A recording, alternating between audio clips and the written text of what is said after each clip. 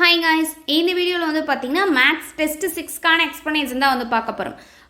So வந்து பார்த்தீங்கன்னா இந்த டெஸ்ட் 6ல் என்னென்ன போர்ஷன் இருந்திருக்கும் அப்படின்னா ஆவரேஜும் அதே போல் வந்து பார்த்தீங்க அப்படின்னா ரேஸ் இன் ப்ரொப்போசன் ரெண்டுமே இருந்திருக்கும். ஆவரேஜ் அண்ட் ரேசியோ இன் ப்ரொப்போசன் இது ரெண்டும் இருந்திருக்கும். ஸோ அடுத்த டெஸ்ட் 7ல் வந்து பார்த்தீங்கன்னா இது வரைக்கும் என்னென்னலாம் மேக்ஸ் நடந்ததோ அதையெல்லாம் ஒரு ரிவிஷன் வந்து இந்த டெஸ்ட் 7ல் இருக்கும். ஸோ இதை நீங்கள் கரெக்டாக பார்த்தீங்கனாலே போதும். ஃபஸ்ட்டு ஒவ்வொரு டாப்பிக்காக கொடுத்து அடுத்து 2 டாபிக் சேர்த்து ரிவிஷன் இருக்கும். அடுத்து எல்லாம் முடிஞ்சதுக்கப்புறம் ஒரு 4 to 5 டாபிக்ஸ் எல்லாம் சேர்த்து ஒரு ரிவிஷன் இருக்கும். ஸோ இதை நீங்கள் கரெக்டாக ஃபாலோ பண்ணிக்கிட்டீங்கனாலே போதும், ஈஸியாக வந்து மேக்ஸில் ஸ்கோர் பண்ணிடலாம். ஸோ எகெயின் வந்து போட்டு பாருங்கள், ஓகேவா? அதுதான் ரொம்ப முக்கியம். இப்போ ஃபர்ஸ்ட் சம் பாருங்கள். a/b = 2:3, b/c = 4:5, c/d = 6:7 எனில் a/b/c/d எல்லா வேல்யூமே கொடுத்துட்டாங்கங்க. கொடுத்துட்டு அழகாக நம்மக்கிட்ட என்ன கேட்குறாங்க, a/b/c/d வந்து கண்டுபிடிங்கன்னு கேட்டிருக்காங்க. இப்போ கொடுத்துருக்கக்கூடிய டேட்டாவை எடுத்து எழுதிக்கலாமா? a/b என்ன இருக்குது, 2:3 அப்படின்னு சொல்லி இருக்குது. அடுத்து b/c என்னன்னு இருக்குது, 4:5 அப்படின்னு சொல்லி கொடுத்துருக்காங்க. அடுத்து c/d என்னன்னு இருக்குது, 6:7 அப்படின்னு சொல்லி கொடுத்துருக்காங்களா? ஸோ இப்போ நம்மக்கிட்ட என்ன கேட்டிருக்காங்க, a/b/c/d அப்படிங்கிறத கேட்டிருக்காங்க. a/b/c/d இதுதான் நம்மக்கிட்ட கேட்டிருக்காங்க. இப்போ இதில் கொடுத்துருக்கூடியதெல்லாம் நம்ம அப்படியே எடுத்துகிட்டு சப்ஸ்டியூட் பண்ணலாமா? ஃபஸ்ட்டு வந்துட்டு பாருங்கள், a/b இதை சப்ஸ்டியூட் பண்ணலாம். இதில் ஏவோட வேல்யூ என்னன்னு இருக்குது 2 ஈஸ்ட்டு, பியோட வேல்யூ என்னன்னு இருக்குது 3 ஈஸ்ட்டு, இதில் சியோட வேல்யூவும் டியோட வேல்யூவும் தெரியாது. அடுத்து b/c இதில் வந்துட்டு பாருங்கள், ஏவோட வேல்யூ நம்மளுக்கு தெரியாது, பியோட வேல்யூ என்னன்னு கொடுத்துருக்காங்க 4 அப்படின்னு கொடுத்துருக்காங்க ஈஸ்ட்டு, சியோட வேல்யூ என்னன்னு கொடுத்துருக்காங்க 5 அப்படின்னு கொடுத்துருக்காங்க. அதே போல் இங்கே டியோட வேல்யூ நமக்கு தெரியாது. அடுத்து c/d எடுக்கலாமா? இதில் வந்துட்டு பாருங்கள், இதில் ஏவோட வேல்யூ தெரியாது, பியோட வேல்யூ தெரியாது, சியோட வேல்யூ என்னன்னு இருக்கு 6 ஈஸ்ட்டு, டியோட வேல்யூ என்னன்னு இருக்கு 7. அவ்வளோதான், சப்ஸ்டியூட் பண்ணியாச்சு. இப்போது அடுத்த வேல்யூ எல்லாத்துக்கு என்ன பண்ணுவோம், பக்கத்தில் அந்த டேஸ்க்கு பக்கத்தில் நியரஸ்ட் வேல்யூ என்ன இருக்கோ அதை எடுத்து அந்த டேஸில் ஃபில் பண்ணுவோம். அவ்வளோதான் இதுக்கான ஷார்ட்கட்டு. அப்போ இங்கே பாருங்கள், 2 டேஸ்லேயும் வேல்யூ இல்லை, அப்போ ஒன்றுமே இல்லை, பக்கத்தில் என்ன வேல்யூ இருக்கோ அதான் எத்தனை டேஸ் இருந்தாலும் அந்த வேல்யூ தான் வரும். அப்போது இங்கே ரெண்டுக்குமே என்ன வரும்னா 3 3. அதே போல் இங்கே என்ன வரும், பக்கத்தில் 4 அப்படிங்கிற வேல்யூ இருக்குது, இங்கே பக்கத்தில் 5 அப்படிங்கிற வேல்யூ இருக்குது. அதே போல் இங்கே பாருங்கள், பக்கத்தில் ரெண்டுக்குமே 6 6 அப்படின்னு தான் வரும். அப்போ வந்துட்டு பாருங்கள் 2 4 2 × 4 8 8 என்னன்னு வரும் 48 அப்படின்னு சொல்லி கிடைக்கும். அடுத்து 3 × 4 12 12 6 72 அப்படின்னு சொல்லி கிடைக்கும் ஈஸ்ட்டு. 3 5 15 15 6 என்னன்னு கிடைக்கும் 90 அப்படின்னு சொல்லி கிடைக்கும் ஈஸ்ட்டு. 3 5 15 15 7 என்னன்னு கிடைக்கும் 105 அப்படின்னு கிடைக்கும். அவ்வளோதான், இது எல்லாத்தையும் மல்டிப்ளை பண்ணி நம்ம போட்டாச்சா? அடுத்து நம்மக்கிட்ட கேட்டது என்ன, a/b/c/d இதோட வேல்யூ தான் கேட்டிருக்காங்க. நம்மளுக்கு என்னென்னு கிடச்சிருக்கு 48 72 90 105 அப்படின்னு சொல்லி கிடச்சிருக்கா? ஸோ அதுக்கு முன்னாடி இப்படியே எடுத்து இப்படியே ஆப்ஷனில் கொடுத்துருந்தாங்கன்னா இதை நீங்கள் செலக்ட் பண்ணிக்கோங்க. கேன்சல் பண்ணி தான் வந்து ஆப்ஷனில் மேக்ஸிமம் கொடுத்துருப்பாங்க. ஸோ அப்போ இதை கேன்சல் பண்ண நம்மளுக்கு என்ன கிடைக்குன்னு பாருங்கள். 3வது வாய்ப்பில் கேன்சல் பண்ணலாமா? 1 3 3 மீதம் வந்து பார்த்திங்க அப்படின்னா 1 இருக்கும், 6 3 18 அப்படின்னு வரும். அப்போ 16 3 48. அடுத்து பாருங்கள் 2 3 6 மீதம் 1 இருக்கும், அப்போது 4 3 12, அப்போது 24 3 72. அடுத்து 3 3 9 0க்கு 0, ஓகேவா? அப்போது 30 3 90. அடுத்து ஈஸ்ட்டு 3 3 9 மீதம் 1 I 3 15, அப்போ 35 3 105 அப்படின்னு கிடச்சிருக்கு. ஃபைனலாக நம்மளுக்கு a/b/c/dயோட வேல்யூ என்னன்னு கிடச்சிருக்கு 16 24 30 35.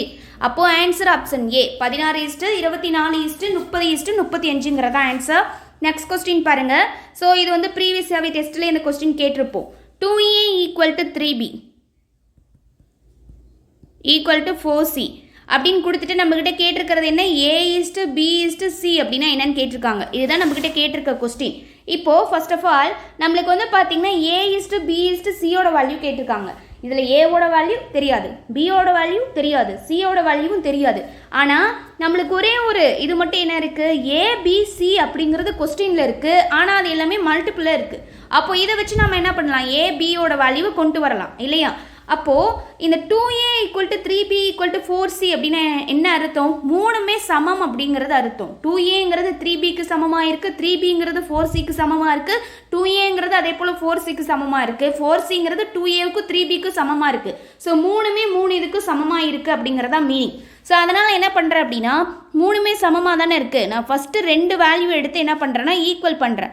அப்போது ஈக்குவல் பண்ணும்போது நம்மளுக்கு என்ன கிடைக்கும்? ஏபியோட வேல்யூ கிடைக்குமா? ஏன்னா இந்த இதில் ஏ இருக்குது, இந்த இதில் பி இருக்கு இல்லையா? அப்போ 2a ஈக்குவல் டு 3b அப்படிங்கிறத ஃபஸ்ட் எடுத்துக்கோங்க. இப்போ நம்மளுக்கு ஏபியோட வேல்யூ வேணும். அப்போ என்ன பண்ணலாம்? இந்த பக்கம் ஏ இருக்குது, ஸோ அப்போ பி இந்த பக்கம் கொண்டு வாங்க. அப்போது a பை பி அப்படின்னு மாறும். ஈக்குவல் டு இந்த பக்கம் 3 இருக்குது, அப்போ இந்த பக்கம் 2 கொண்டு போனீங்கன்னா மல்டிபிள் இருக்க 2 டிவைடில் மாறுமா? ஆல்ரெடி நம்மளுக்கு நல்லாவே தெரியும். ரேஷியோவில் இருக்கிறத ஆக்சுவலி நம்ம எப்படி எழுதலாம்? டிவைட்லையும் எழுதலாம். a/b அப்படிங்கிறத a பை b அப்படின்னு எழுதலாம். அதே போல் a பை b அப்படிங்கிறத a/b இப்படியும் எழுதலாம். ஸோ ரெண்டுமே ஈக்குவல் தான். அப்போது இங்கே நம்மளுக்கு என்ன இருக்குது? டிவைடில் இருக்குது. அப்போது இதை நம்ம எப்படி எழுதிக்கலாம்? ரேஷியோவில் எழுதலாம். அப்போது a/b ஈக்குவல் டு 3:2 அப்படின்னு வருமா? அப்போது a/bயோட வேல்யூ கிடச்சாச்சு. அடுத்து இது ரெண்டையும் எடுத்து நான் ஈக்குவல் பண்ணுறேன். 3b equal to 4cன்னு. இப்போ இது ரெண்டையும் ஈக்குவல் பண்ணால் நம்மளுக்கு என்ன கிடைக்கும்? b/cயோட வேல்யூ கிடைக்கும் இல்லையா? அப்போது 3b ஈக்குவல் டு 4c எடுத்துக்கோங்க. அப்போ இந்த பக்கம் b இருக்குது, அப்போ c இந்த பக்கம் கொண்டு வாங்க. அப்போது b டிவைடட் பை c அப்படின்னு மாறும். ஈக்குவல் டு இந்த பக்கம் 4 இருக்குது, இந்த 3 கொண்டு போனீங்கன்னா 4/3 அப்படின்னு சொல்லி மாறுமா? அப்போது எப்படி வரும்? இது எப்படி மாறும்? b/c ஈக்குவல் டு 4:3 அப்படின்னு மாறிடும். அவ்வளோதான். இப்போ நம்மளுக்கு a/bயோட வேல்யூ கிடச்சிருச்சு, b/cயோட வேல்யூவும் கிடச்சிருச்சு. நம்மக்கிட்ட என்ன கேட்டிருக்காங்க? a/b/cயோட வேல்யூ தான் ஃபைனலாக கேட்டிருக்காங்க. அப்போ என்னதை எடுத்து எழுதிக்கோங்க, a/b/c. இதில் நம்மளுக்கு தெரிஞ்ச வேல்யூஸ் எல்லாம் என்னென்னது நம்ம என்னென்ன கண்டுபிடிச்சிருக்கோம்? a/bயோட வேல்யூ 3:2 அப்படின்னு கிடச்சிருச்சு. அடுத்தது b/cயோட வேல்யூ என்னன்னு கிடச்சிருச்சு? 4:3 அப்படின்னு கிடச்சிருச்சு. இப்போ சப்ஸ்டியூட் பண்ண வேண்டியதான். இப்போ ஃபஸ்ட்டு கவனிங்க, a/b எடுத்து சப்ஸ்டியூட் பண்ணலாம். இப்போ ஏவோட வேல்யூ இதில் என்ன? 3, பியோட வேல்யூ என்ன? 2, சியோட வேல்யூ தெரியாது. அடுத்து b/c எடுத்துக்கோங்க. இதில் வந்து பாருங்கள், பியோட வேல்யூ ஏவோட வேல்யூ தெரியாது, பியோட வேல்யூ 4, அடுத்து சியோட வேல்யூ என்னது? 3. அவ்வளோதான். இப்போ டேஷில் இல்லாததுக்குலாம் என்ன பண்ணுவோம்? பக்கத்தில் இருக்கக்கூடிய வேல்யூ போடுவோமா? அப்போ அப்படியே போட வேண்டியதான். இங்கே 2, இங்கே 4. இப்போ மல்டிப்ளை பண்ணிடலாமா? 3 4 என்ன வரும்? 12, 2 4 என்னன்னு வரும்? 8, 6 அப்படின்னு வரும். இப்போ இதை வந்து நம்ம கேன்சல் பண்ணலாமா? இப்போ வந்து பாருங்கள், கேன்சல் பண்ண நம்மளுக்கு என்ன கிடைக்கும் அப்படின்னு பாருங்கள். 2வது வாய்ப்பால் அடிக்கலாமா? அப்போ 2வது வாய்ப்பால் அடித்தா எப்படி வரும்? 6 2 12, 4 2 8, 3 2 6. அவ்வளோதான். இதுக்கு மேலே கேன்சல் பண்ண முடியாது. 6 4 3. அப்போது ஆன்சர் இஸ் 6:4:3 அப்படிங்கிறதா ஆன்சர். அப்போ வந்துட்டு பாருங்கள், answer option B 6:4:3. Okay, next sum பாருங்கள். கொஸ்டின் நம்பர் 178. 2 எண்களின் விகிதம் 1:2. இரண்டிலும் 7 கூட்டப்பட்டால் விகிதம் 3:5 அப்படின்னு மாறுகிறது எனில் பெரிய எண்ணின் மதிப்பு காண்க. நல்லா கவனிங்க. இதுக்கு கொஸ்டினை கரெக்டாக நம்ம புரிஞ்சுக்கிட்டு அண்டர்ஸ்டாண்ட் பண்ணிட்டு எழுதிட்டோம் அப்படின்னாலே நம்ம ஈஸியாக ஆன்சர் வந்து போட்டுடலாம். இந்த மாதிரி கொடுத்துருந்தாங்கனாலே கொடுத்துருக்கக்கூடிய வேல்யூவை ரேஷியோ அண்ட் ப்ரொபோசனில் மேக்ஸிமம் நீங்கள் எக்ஸ் அப்படிங்கிறத ஆட் பண்ணி தான் எடுக்கிற மாதிரி இருக்கும். ஒன்று கூட்டும் போது, அல்லது பெரிய எண்ணோட மதிப்பு என்ன, சிறிய எண்ணோட மதிப்பு என்ன, கழிக்கும் போது, இப்படி எது கேட்டிருந்தாலும் சரி, நீங்கள் அதுக்கு ஃபைனலாக ஆன்சர் கண்டுபிடிக்கிறதுக்காக நீங்கள் ஃபஸ்ட்டு எடுக்கும் போது எக்ஸ் அப்படிங்கிற ஒரு வேல்யூவை ஆட் பண்ணி தான் எடுத்துக்கணும். இப்போ பாருங்கள், ஃபஸ்ட்டு என்ன கொடுத்துருக்காங்க? 2 எண்களோட விகிதம் அப்படிங்கிறது 1:2 அப்படின்னு கொடுத்துருக்காங்க. இதை நம்ம எப்படி எழுதிக்கலாம்? 1:2 அப்படிங்கிறது 1/2 அப்படின்னு எழுதலாமா? 1/2 அப்படின்னாலும் 1:2 அப்படின்னாலும் சேம் தான். அப்போது இதை நான் எப்படி எழுதிக்கிறேன்? 1/2 அப்படின்னு எழுதிக்கிறேன். அப்போது இதை ரேஸில் எழுதும் போது நம்ம எப்படி எழுதிக்கணும்? எக்ஸ் அப்படிங்கிற வேல்யூவோட மல்டிப்ளை பண்ணி எழுதணுமா? அப்போ 1ஓட எக்ஸை மல்டிப்ளை பண்ணால் எக்ஸ், டிவைடட் பை 2ஓட எக்ஸை மல்டிப்ளை பண்ணால் 2x. ஸோ இதை நம்ம டெஸ்ட் கொஸ்டின்லேயே கேட்ட கொஸ்டின் தான். அப்போது நம்மளுக்கு இது என்னென்னு கிடச்சிருக்கு? எக்ஸ் டிவைடட் பை 2x அப்படின்னு கிடச்சிருக்கு. அடுத்து என்ன சொல்கிறாங்க? இரண்டிலும் 7 கூட்டப்பட்டால், ஸோ இதை எல்லாத்தையும் சேஞ்ச் பண்ணி தான் நம்ம ஃபைனலாக என்ன நம்ம கொண்டு வந்திருக்கோம்? எக்ஸ் டிவைடட் பை 2xன்னு கொண்டு வந்திருக்கோம். அப்போ இதை தான் நம்ம எடுத்துக்கணும். அப்போது இரண்டிலும் 7 கூட்டப்பட்டால், இப்போது இந்த இரண்டிலும் 7 அப்படிங்கிறது கூட்டப்பட்டால் விகிதம் என்னவா மாறுது? 3:5 அப்படின்னு மாறுது அப்படின்னு சொல்லியிருக்காங்க. அப்போது இதில் பெரிய எண் என்ன அப்படின்னு கேட்டிருக்காங்க. பெரிய எண்ணோட மதிப்பு என்னன்னு கேட்டிருக்காங்க. இப்போ கவனிங்க, நம்மளுக்கு இருக்கக்கூடிய எண்கள்னு பார்த்தா 2 தான், எக்ஸ் 2x. இதில் பெரிய எண்ணை நம்ம எது வரும்? 2x தான் பெரிய எண். ஸோ இதுதான் பெரிய எண். பார்க்கும் போதே நம்மளுக்கு தெரியுது இல்லையா? அப்போது எக்ஸோட வேல்யூ கண்டுபிடிச்சிட்டோம்னா 2 இன்ட்டு எக்ஸோட வேல்யூ மல்டிப்ளை பண்ணும்போது பெரிய வேல்யூ என்னன்னு கிடச்சிரும். ஓகேவா? அப்போது கவனிங்க, ஃபஸ்ட்டு கொடுத்துருக்கக்கூடியதை நம்ம எடுத்து கரெக்டாக சப்ஸ்டியூட் பண்ணுவோம். இப்போ என்னது, நம்மளுக்கு x/2x அப்படின்னு இருக்குது. இது ரெண்டு கூடி என்ன கூட்டுறாங்க, 7 அப்படிங்கிறத கூட்டுறாங்க. அப்போ மேலேயும் 7 கீழேயும் 7 அப்படிங்கிறத ஆட் ஆகுமா? ஸோ 7 கூட்டும் போது அது என்னவா சேஞ்ச் ஆகுது, 3/5 அப்படிங்கிற வேல்யூவாக மாறுது அப்படின்னு சொல்லி கொடுத்துட்டாங்க. ஸோ இதுதான் அவங்க கொடுத்துருக்கக்கூடியது. இது வெரி வெரி இம்பார்ட்டன்ட். இதை நீங்கள் கரெக்டாக கொண்டு வந்துட்டிங்கன்னா ஈஸியாக போட்டலாம். இப்போ அடுத்தது என்ன ஆகும், ரெண்டையும் கிராஸ் மல்டிப்ளை பண்ணலாமா? கவனிங்க, அப்போ கிராஸ் மல்டிப்ளை ஆனால் என்ன வரும், 5 × x + 7 அப்படின்னு வரும், ஈக்குவல் டு 3 × 2x + 7 அப்படின்னு வருமா? அப்போ இந்த 5 அப்படிங்கிறது ரெண்டு கூடி மல்டிப்ளை ஆகும், 3 அப்படிங்கிறது ரெண்டு கூடி காமனாக மல்டிப்ளை ஆகுமா? அப்போ கவனிங்க, 5 × x 5x அப்படின்னு கிடைக்கும், 5 × 7 35 அப்படின்னு வரும், ஈக்குவல் டு 3 × 2x 6x அப்படின்னு வரும், ப்ளஸ் 3 7s are 21 அப்படின்னு வருமா? அப்போ நம்மளுக்கு தேவை எக்ஸோட வேல்யூ. ஸோ எக்ஸோட வேல்யூ எல்லாம் ஒரு பக்கம் கொண்டு போய்க்கலாம். அதே போல் வேல்யூஸ் எல்லாத்தையும் ஒரு பக்கமாக கொண்டு போய்க்கலாமா, நம்பர்ஸில் இருக்கிறது எல்லாத்தையும். அப்போ இந்த 5x இந்த பக்கம் கொண்டு போங்க. ஏன் அப்படின்னா 6x சப்போஸ் லெஃப்ட் சைடில் கொண்டு வந்தீங்கன்னு வச்சுக்கோங்களேன், ப்ளஸில் இருக்கிறது மைனஸில் ஆகிரும். அப்போது நம்மளுக்கு எக்ஸோட வேல்யூ அப்படிங்கிறது மைனஸில் கிடச்சிரும். அப்போ என்ன பண்ணுறேன், இந்த 35 இருக்கா, அப்போ இந்த 21 இந்த பக்கம் கொண்டு வாங்க. பெரிய நம்பர் அந்த பக்கம் கொண்டு போனீங்கன்னா சப்போஸ் 35 அது மைனஸில் வந்துடும். அப்போ வந்துட்டு பாருங்க, இந்த பக்கம் எப்படி வரும், 35 - 21 ஈக்குவல் டு 6x - 5x அப்படின்னு வருமா? அப்போது 6xல 5x போயிடுச்சுன்னா என்னது, x ஈக்குவல் டு 35ல் 21 போயிடுச்சுன்னா என்ன கிடைக்கும், 14 அப்படின்னு சொல்லி கிடைக்கும். அப்போது எக்ஸோட வேல்யூ அப்படிங்கிறது நம்மளுக்கு என்னன்னு கிடச்சிருக்கு, 14 அப்படின்னு சொல்லி கிடச்சிருக்கு இல்லையா? இப்போது நம்மளுக்கு பெரிய எண்ணோட மதிப்பு என்ன அப்படின்னு கேட்டிருந்தாங்க. அப்போ பெரிய எண்ணுக்கு நம்ம என்னென்னு எடுத்துக்கிட்டு 2x அப்படின்னு எடுத்திருந்தோம். இதுதான் பெரிய எண். எக்ஸ் அப்படிங்கிறது சிறிய எண்ணு, 2x அப்படிங்கிறதான பெரிய எண்ணு. அப்போது இதில் எக்ஸோட வேல்யூ கண்டுபிடிச்சிட்டோம். இது கூட எக்ஸோட வேல்யூ மல்டிப்ளை பண்ணால் நம்மளுக்கு பெரிய எண்ணோட மதிப்பு என்னன்னு கிடச்சிருமா? அப்போ எப்படி வரும், 2 × 14. அப்போ 2 × 4 என்னது, 28. இதுதான் பெரிய எண்ணோட மதிப்பு. Answer 28, option C. Next question கவனிங்க, 270/378 எளிய வடிவில் எழுதுகன்னு கேட்டிருக்காங்க.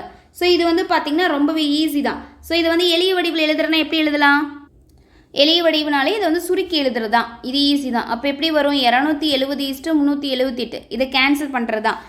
இப்போ ஃபஸ்ட்டு பாருங்கள், நம்ம என்ன பண்ணிக்கலாம் அப்படின்னா இதை ஈஸியாக வந்து கேன்சல் பண்ணலாம். இப்போ எப்படி கேன்சல் பண்ணலாம், ஃபஸ்ட்டு ஒவ்வொரு வாய்ப்பாலேருந்து கேன்சல் பண்ணிட்டே வரலாமா? இப்போ வந்துட்டு பாருங்கள், 9வது வாய்ப்பால் நான் டேரெக்டாக கேன்சல் பண்ணுறேன். நீங்கள் 3வது வாய்ப்பாலேருந்து போனாலும் வரும், நான் 9வது வாய்ப்பாலேருந்து கேன்சல் பண்ணுறேன். அப்போ வந்துட்டு பாருங்கள் எப்படி வரும், ஃபஸ்ட்டு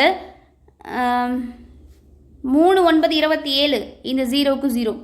அடுத்து 378 பாருங்கள், 4 9 36 4, மீதம் வந்துட்டு என்ன இருக்கும், 1 இருக்கும். அப்போது 2 9 18. ஸோ இப்படி வந்துருச்சு. அடுத்து என்ன பண்ணலாம், 30 42 அப்படின்னு இருக்குது. இது எந்த வாய்ப்பால் அடிக்கலாம், 6வது வாய்ப்பால் அடிக்கலாமா? எப்படி வரும், 5 30 7 42 அப்படின்னு சொல்லி கேன்சல் ஆகும். அவ்வளோதான். இதுக்கு மேலே இதை எதையுமே கேன்சல், ரெண்டுமே சேமான வாய்ப்பால் வராது. அப்போது ஆன்சர் ஆப்ஷன் பி, 5:7. சரி, ஓகே. இப்போ இதை 3வது வாய்ப்பாலேருந்தே கேன்சல் பண்ணுறோன்னு வச்சுக்கோங்களேன். இப்போ எப்படி வரும், 270/378 இருக்குது. இப்போ ஃபஸ்ட்டு 3வது வாய்ப்பால் கேன்சல் பண்ணால் 9 3 27, அப்போ 0ன்னு வரும். என்ன கொஞ்சம் டபுள் மடங்காக வரும், அவ்வளோதான். அடுத்து இதை கேன்சல் பண்ணிங்கன்னா 1 3 3 2 3 6, மீதம் 1 6 3 18 அப்படின்னு சொல்லி கேன்சல் ஆகும். அடுத்து பாருங்கள், திரும்ப 3வது வாய்ப்பாலே அடிச்சிங்கன்னா 3 3 9 0 ஈஸ்ட்டு. அடுத்து வந்து பார்த்திங்கன்னா 4 3 12, 6 வந்து என்ன வரும், 2 3 6ன்னு வரும். இப்போ அந்த 30:42 வந்துருச்சா? இது அப்படியே கேன்சல் பண்ணிங்கன்னா என்ன வரும், 5 30 7 42. அப்போ ஆன்சர் என்ன, 5:7. ஓகே, நெக்ஸ்ட் சம் பாருங்கள். கொஸ்டின் நம்பர் 180.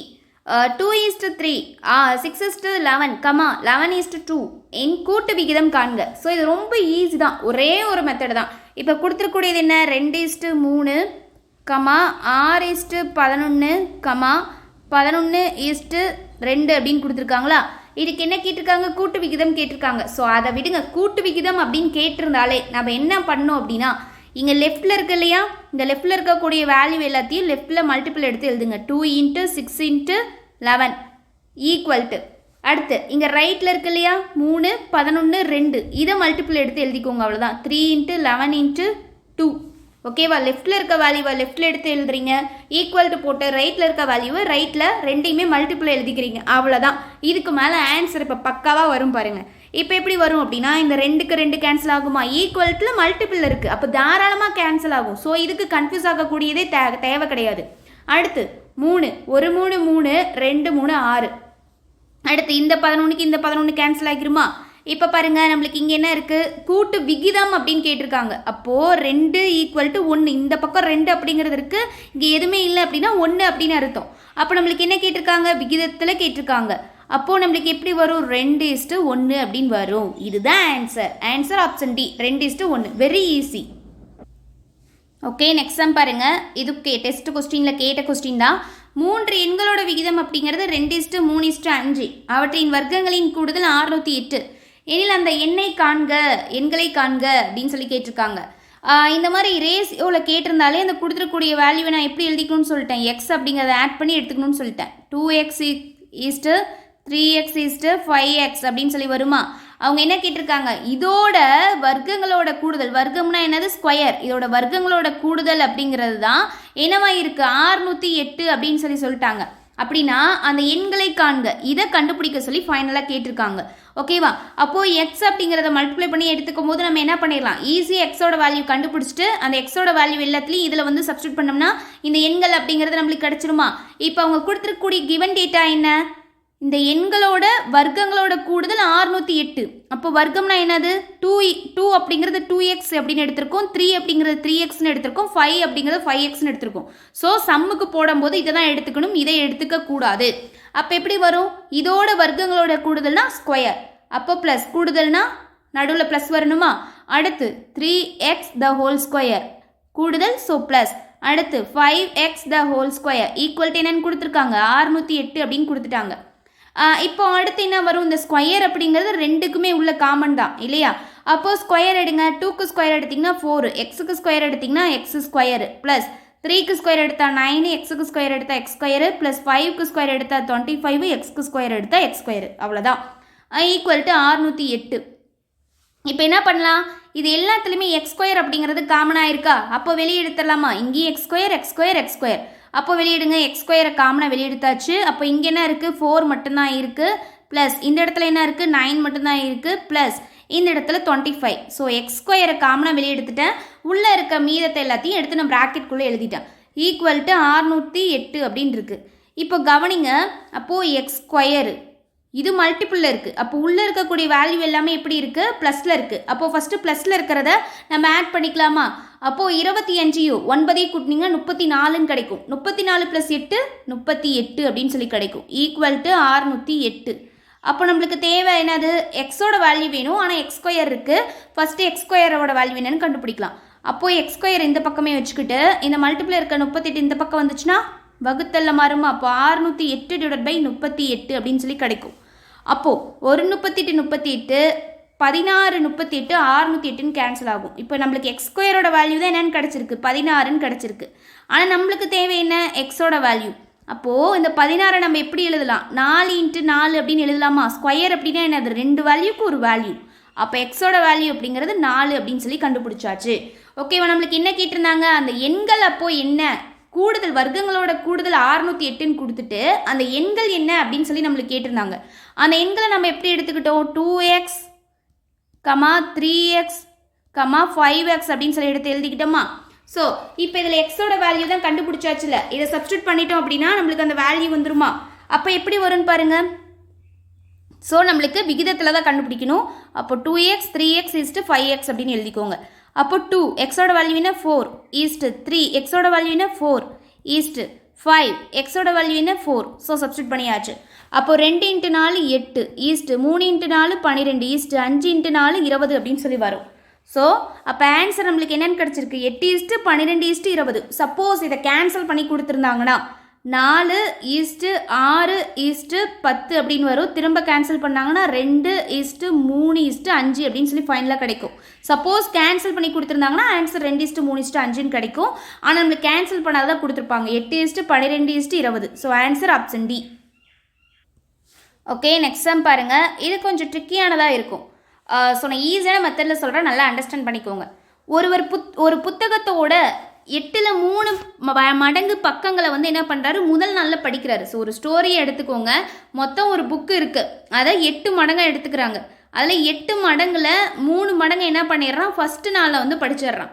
செகண்ட் நாள் என்ன பண்ணுறான்னா மீதமுள்ள பக்கங்களோட 5ல் 4 மடங்கு பக்கங்களை வந்து படிச்சிடுறானா. ஓகேவா, 5ல் 4 மடங்கு பக்கங்களை வந்து 2வது நாள் படிச்சிடுறான். அவர் படிக்காமல் இருக்கக்கூடிய பக்கங்களோட எண்ணிக்கை அப்படிங்கிறது ரிமைனிங் வந்து எவ்வளோ இருக்குது, 40 இருக்குது. எனில் அப்புத்தகத்தில் உள்ள பக்கங்களோட எண்ணிக்கை யாது? இப்போது இதில் ஒரு லாஜிக் வந்து நம்மளுக்கு தெரியணும். கொஸ்டினே வந்து பாருங்களேன், ஃபஸ்ட்டு வந்து மொத்த மடங்கு அப்படிங்கிறது 8 மடங்குங்கிற மாதிரி சொல்லிட்டாங்க கரெக்டாக. அதில் முதல் நாள் என்ன பண்ணியிருக்கான், 3 மடங்கு வந்து படித்து முடிச்சிருக்கான். அப்போது மடங்குங்கிறது மொத்தமாக 8 தான் இருக்குது. 2வது நாள் என்ன சொல்லியிருக்காங்க, 5 மடங்குல 4 மடங்கு முடிச்சிருக்காங்க அப்படின்னு சொல்லியிருக்காங்க. அது எப்படி வந்திருக்கும், அது எப்படி அப்படின்னு ஃபஸ்ட்டு நான் சொல்கிறேன் பாருங்கள். இப்போது நம்மளுக்கு டோட்டலாக இருக்கக்கூடிய மடங்கு என்ன, 8. முதல் நாள் அவன் என்ன பண்ணியிருக்கான், 8 மடங்குல 3 மடங்கை வந்து முடிச்சிருக்கான் இல்லையா. அப்போ வந்து கவனிங்க, ஃபஸ்ட்டு ஒரு புத்தகம் இதில் அவன் என்ன பண்ணியிருக்கான், 8 மடங்குல 3 மடங்கை வந்து படித்து முடிச்சிருக்கான். அப்போ கவனிங்க, இதை கேன்சல் பண்ணும்போது எப்படி வரும், 8 - 3 / 8 அப்படின்னு வரும். அப்போ 8ல் 3 போச்சுன்னா என்ன, அது 5 / 8 அப்படின்னு சொல்லி கிடைக்கும். இதுதான் அவன் முதல் நாள். ஓகேவா, அதாவது என்ன பண்ணியிருக்கான் அப்படின்னா 8 மடங்குல 3 மடங்கு படிச்சிருக்கான், 5 மடங்கு படிக்காத இருந்திருக்கு. ஸோ அதை தான் இப்போ 2வது நாளாக கொடுக்கும்போது அவங்க என்ன கொடுத்துட்டாங்க, ஸோ அவங்க ஆன்சரை வச்சு தான் அவங்க கொடுத்துருக்காங்க. 5ல் 4 மடங்கு படிச்சிருக்கான்னு சொல்லி 2வது நாளில் கொடுத்துருக்காங்க.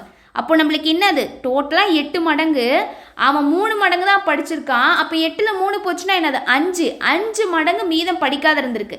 அதை தான் 2வது நாளுக்கு என்ன கொடுத்துருக்காங்க, 5 மடங்குல 4 மடங்கு படிச்சுட்டான் அப்படின்னு சொல்லி கொடுத்துட்டாங்க.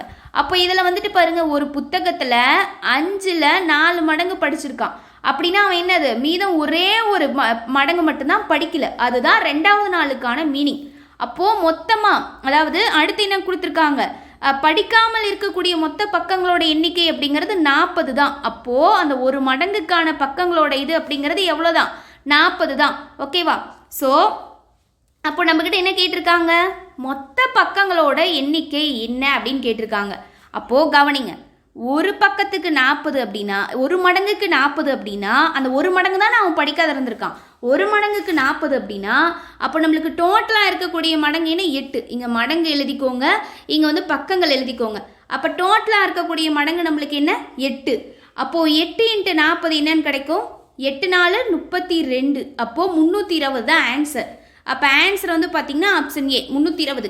உங்களுக்கு புரியுதா, ஒரு புக்கு இருக்குங்க, அந்த புக்கை என்ன பண்ணிக்கிட்டாங்க, மடங்கில் நம்மக்கிட்ட சொல்லியிருக்காங்க. 8 மடங்கில் அவன் 3 மடங்கை வந்து அவன் படிக்கிறான் இல்லையா முதல் நாள். ஸோ அடுத்த நாள் என்ன பண்ணுறான், 5 மடங்கில் 4 மடங்கை முடிச்சிருக்கான் அப்படின்னு சொல்லி 2வது நாள் சொல்லியிருக்காங்க. இதில் நம்ம கவனிக்க வேண்டிய விஷயம் என்னன்னா, கொடுத்துருக்கிறது 8 மடங்குன்னு கொடுத்துட்டு அதில் முதல் நாளில் 3 மடங்கை முடிச்சுட்டான், 2வது நாளில் 5 மடங்குல 4 மடங்கு முடிச்சிருக்கான் அப்படின்னு சொல்லி கொடுத்துருக்காங்க. அப்போ எப்படி அந்த 5 மடங்கா 2வது நாள் மாறுனுச்சு, அதை தான் நம்ம யோசிக்கணும். டோட்டலாக இருக்கக்கூடியது 8 மடங்கு, 8ல் அவன் 3 மடங்கை படிச்சிட்டான். நீங்கள் இந்த மாதிரிலாம் சம்மே கூட போட தேவையில்லை, அப்படியே நார்மலாகவே யோசிக்கலாம். அப்போ 8ல் 3 போச்சுன்னா என்னது, 5. அப்போது அவன் 8ல் 3 மடங்கு படிச்சிருக்கான், 5 மடங்கு படிக்காத இருந்திருக்கான். அதனால தான் 2வது நாள் என்ன கொடுத்துருக்காங்க, 5 மடங்குல 4 மடங்கு படிச்சிருக்கான் அப்படின்னு சொல்லியிருக்காங்க. அப்போது 5ல் 4 போச்சுன்னா என்ன, 1.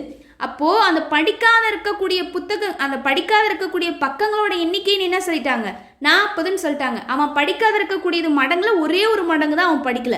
அப்போ ஒரு மடங்குங்கிறது 40 பக்கம், அப்படி தான் அவங்க கொடுத்துருக்காங்க. ஓகேவா, ஸோ அவங்க வந்து இன்டெரக்டாக சொல்லியிருக்காங்க, நம்ம அதை புரிஞ்சு எடுத்துக்கணும். அப்போ ஒரு மடங்குக்கு 40னா நம்மக்கிட்ட கேட்டிருக்கிறது என்னது, மொத்த பக்கங்களோட எண்ணிக்கை என்ன அப்படின்னு கேட்டிருக்காங்க. அப்போ மொத்த புத்தகத்தோட மடங்கு நம்ம எப்படி எடுத்துக்கிட்டோம், 8ன்னு சொல்லி கொஸ்டினில் கொடுத்துருக்கான். அப்போ 8 × 40 என்னன்னு கிடைக்கும், 320. ஆன்சர் ஆப்ஷன் ஏ தான். ஓகேவா, ஓகே நெக்ஸ்ட் கொஸ்டின் பாருங்க. ஸோ இது டெஸ்ட்டில் கேட்ட கொஸ்டின் தான். 0.02 மற்றும் 0.32 சராசரி விகிதத்தை கண்டுபிடிக்க. சராசரி விகிதம் அப்படின்னாலே √A × B, இதுதான் ஃபார்முலா. நம்மளுக்கு ஏவோட வேல்யூ 0.02, பியோட வேல்யூ 0.32 கொடுத்துருக்காங்க. இப்போ நம்மளுக்கு இது டெஸ்ட்டில் பார்த்த சம் தானே. ஸோ அப்படியே ஃபாஸ்ட்டாக சொல்கிறேன் பாருங்கள். நம்மளுக்கு வேல்யூவில் வேணும், ஆனால் பாயிண்ட்டில் கொடுத்துருக்காங்க. அப்போ வேல்யூவில் மாற்றினா என்ன பண்ணணும், பாயிண்ட்டை கேன்சல் பண்ணுமா. அப்போ பாயிண்ட்டுக்கு எடுத்து 2 டிஜிட் இருக்குது. அப்போ நம்ம என்ன பண்ணிக்கணும், 100ஆல் மல்டிப்ளை பண்ணால் கேன்சல் ஆயிருமா. அப்போ கவனிங்க, 0.02, 0.32 இருக்குது. இது கூட 100 வந்து மல்டிப்ளை பண்ணுற பாயிண்ட்டை கேன்சல் பண்ணுறதுக்காக. அப்போ இது எப்படி மாறும், 2,32 அப்படின்னு மாறும். அப்போது ஏவோட வேல்யூ 2 அப்படின்னும் பியோட வேல்யூ 32ன்னு மாறிடுச்சு. அப்போ இது எப்படி வரும், ரூட் ஆஃப் 2 × 32 அப்படின்னு வருமா. அப்போ 2 பெருக்குனா நம்மளுக்கு என்ன கிடைக்கும், ரூட் ஆஃப் 64 அப்படின்னு சொல்லி கிடைக்கும். அப்போ அது ரூட்லேருந்து வெளியே எடுக்கும்போது 64 எப்படி எழுதலாம், 8 × 8 அப்படின்னு எழுதலாம். அப்போ ரூட்லேருந்து வெளியே எடுக்கும்போது 2 வேல்யூக்கு ஒரு வேல்யூ வந்துருமா. அப்போ 8. ஓகேவா, நம்மளுக்கு 8 அப்படின்னு சொல்லி சராசரி விகிதம் கிடச்சிருக்கு. இதுதான் ஆன்சர்னு போடக்கூடாது. ஏன்னா பாயிண்ட்டு கேன்சல் பண்ணுறதுக்கு என்ன பண்ணணும், 100 அப்படிங்கிறத மல்டிப்ளை பண்ணணும் இல்லையா. அப்போ ஃபைனலாக ஆன்சர் கொண்டு போகும்போதும் அந்த 100 அப்படிங்கிறத வகுக்கணும். அப்போ டிவைட் பை 100 அப்படின்னு போடுங்க. ஸோ ரொம்ப ஈஸி தான். இப்போ எத்தனை டிஜிட் 0 இருக்குது, 2.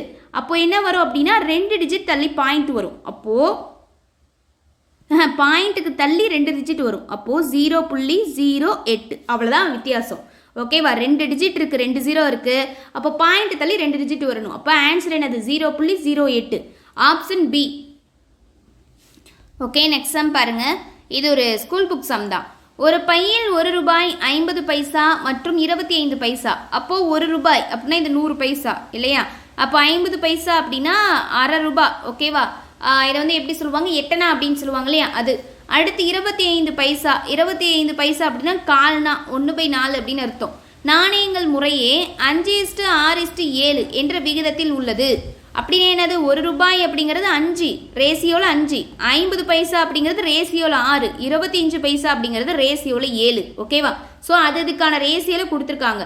அந்த பையில் மொத்தம் ₹390 இருந்தால் ஒவ்வொரு நாணயமும் எந்த எண்ணிக்கையில் இருந்திருக்கும்.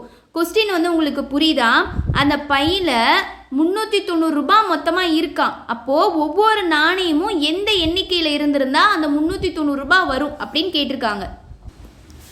இப்போ வந்து அதுதான் கொஸ்டின் கேட்டிருக்காங்க.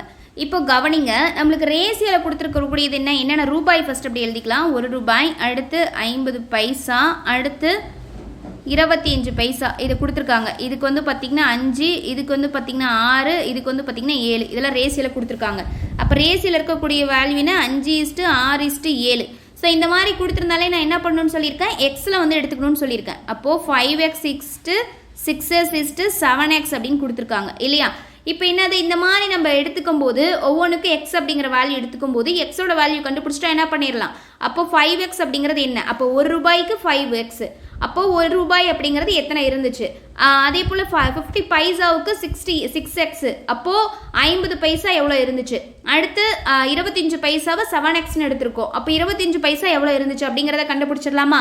இப்போ கவனிங்க, ஸோ இப்போ வந்து ரேசியோவில் நம்ம எடுத்து எழுதிக்கிட்டோம் எக்ஸ் அப்படிங்கிறத ஆட் பண்ணி.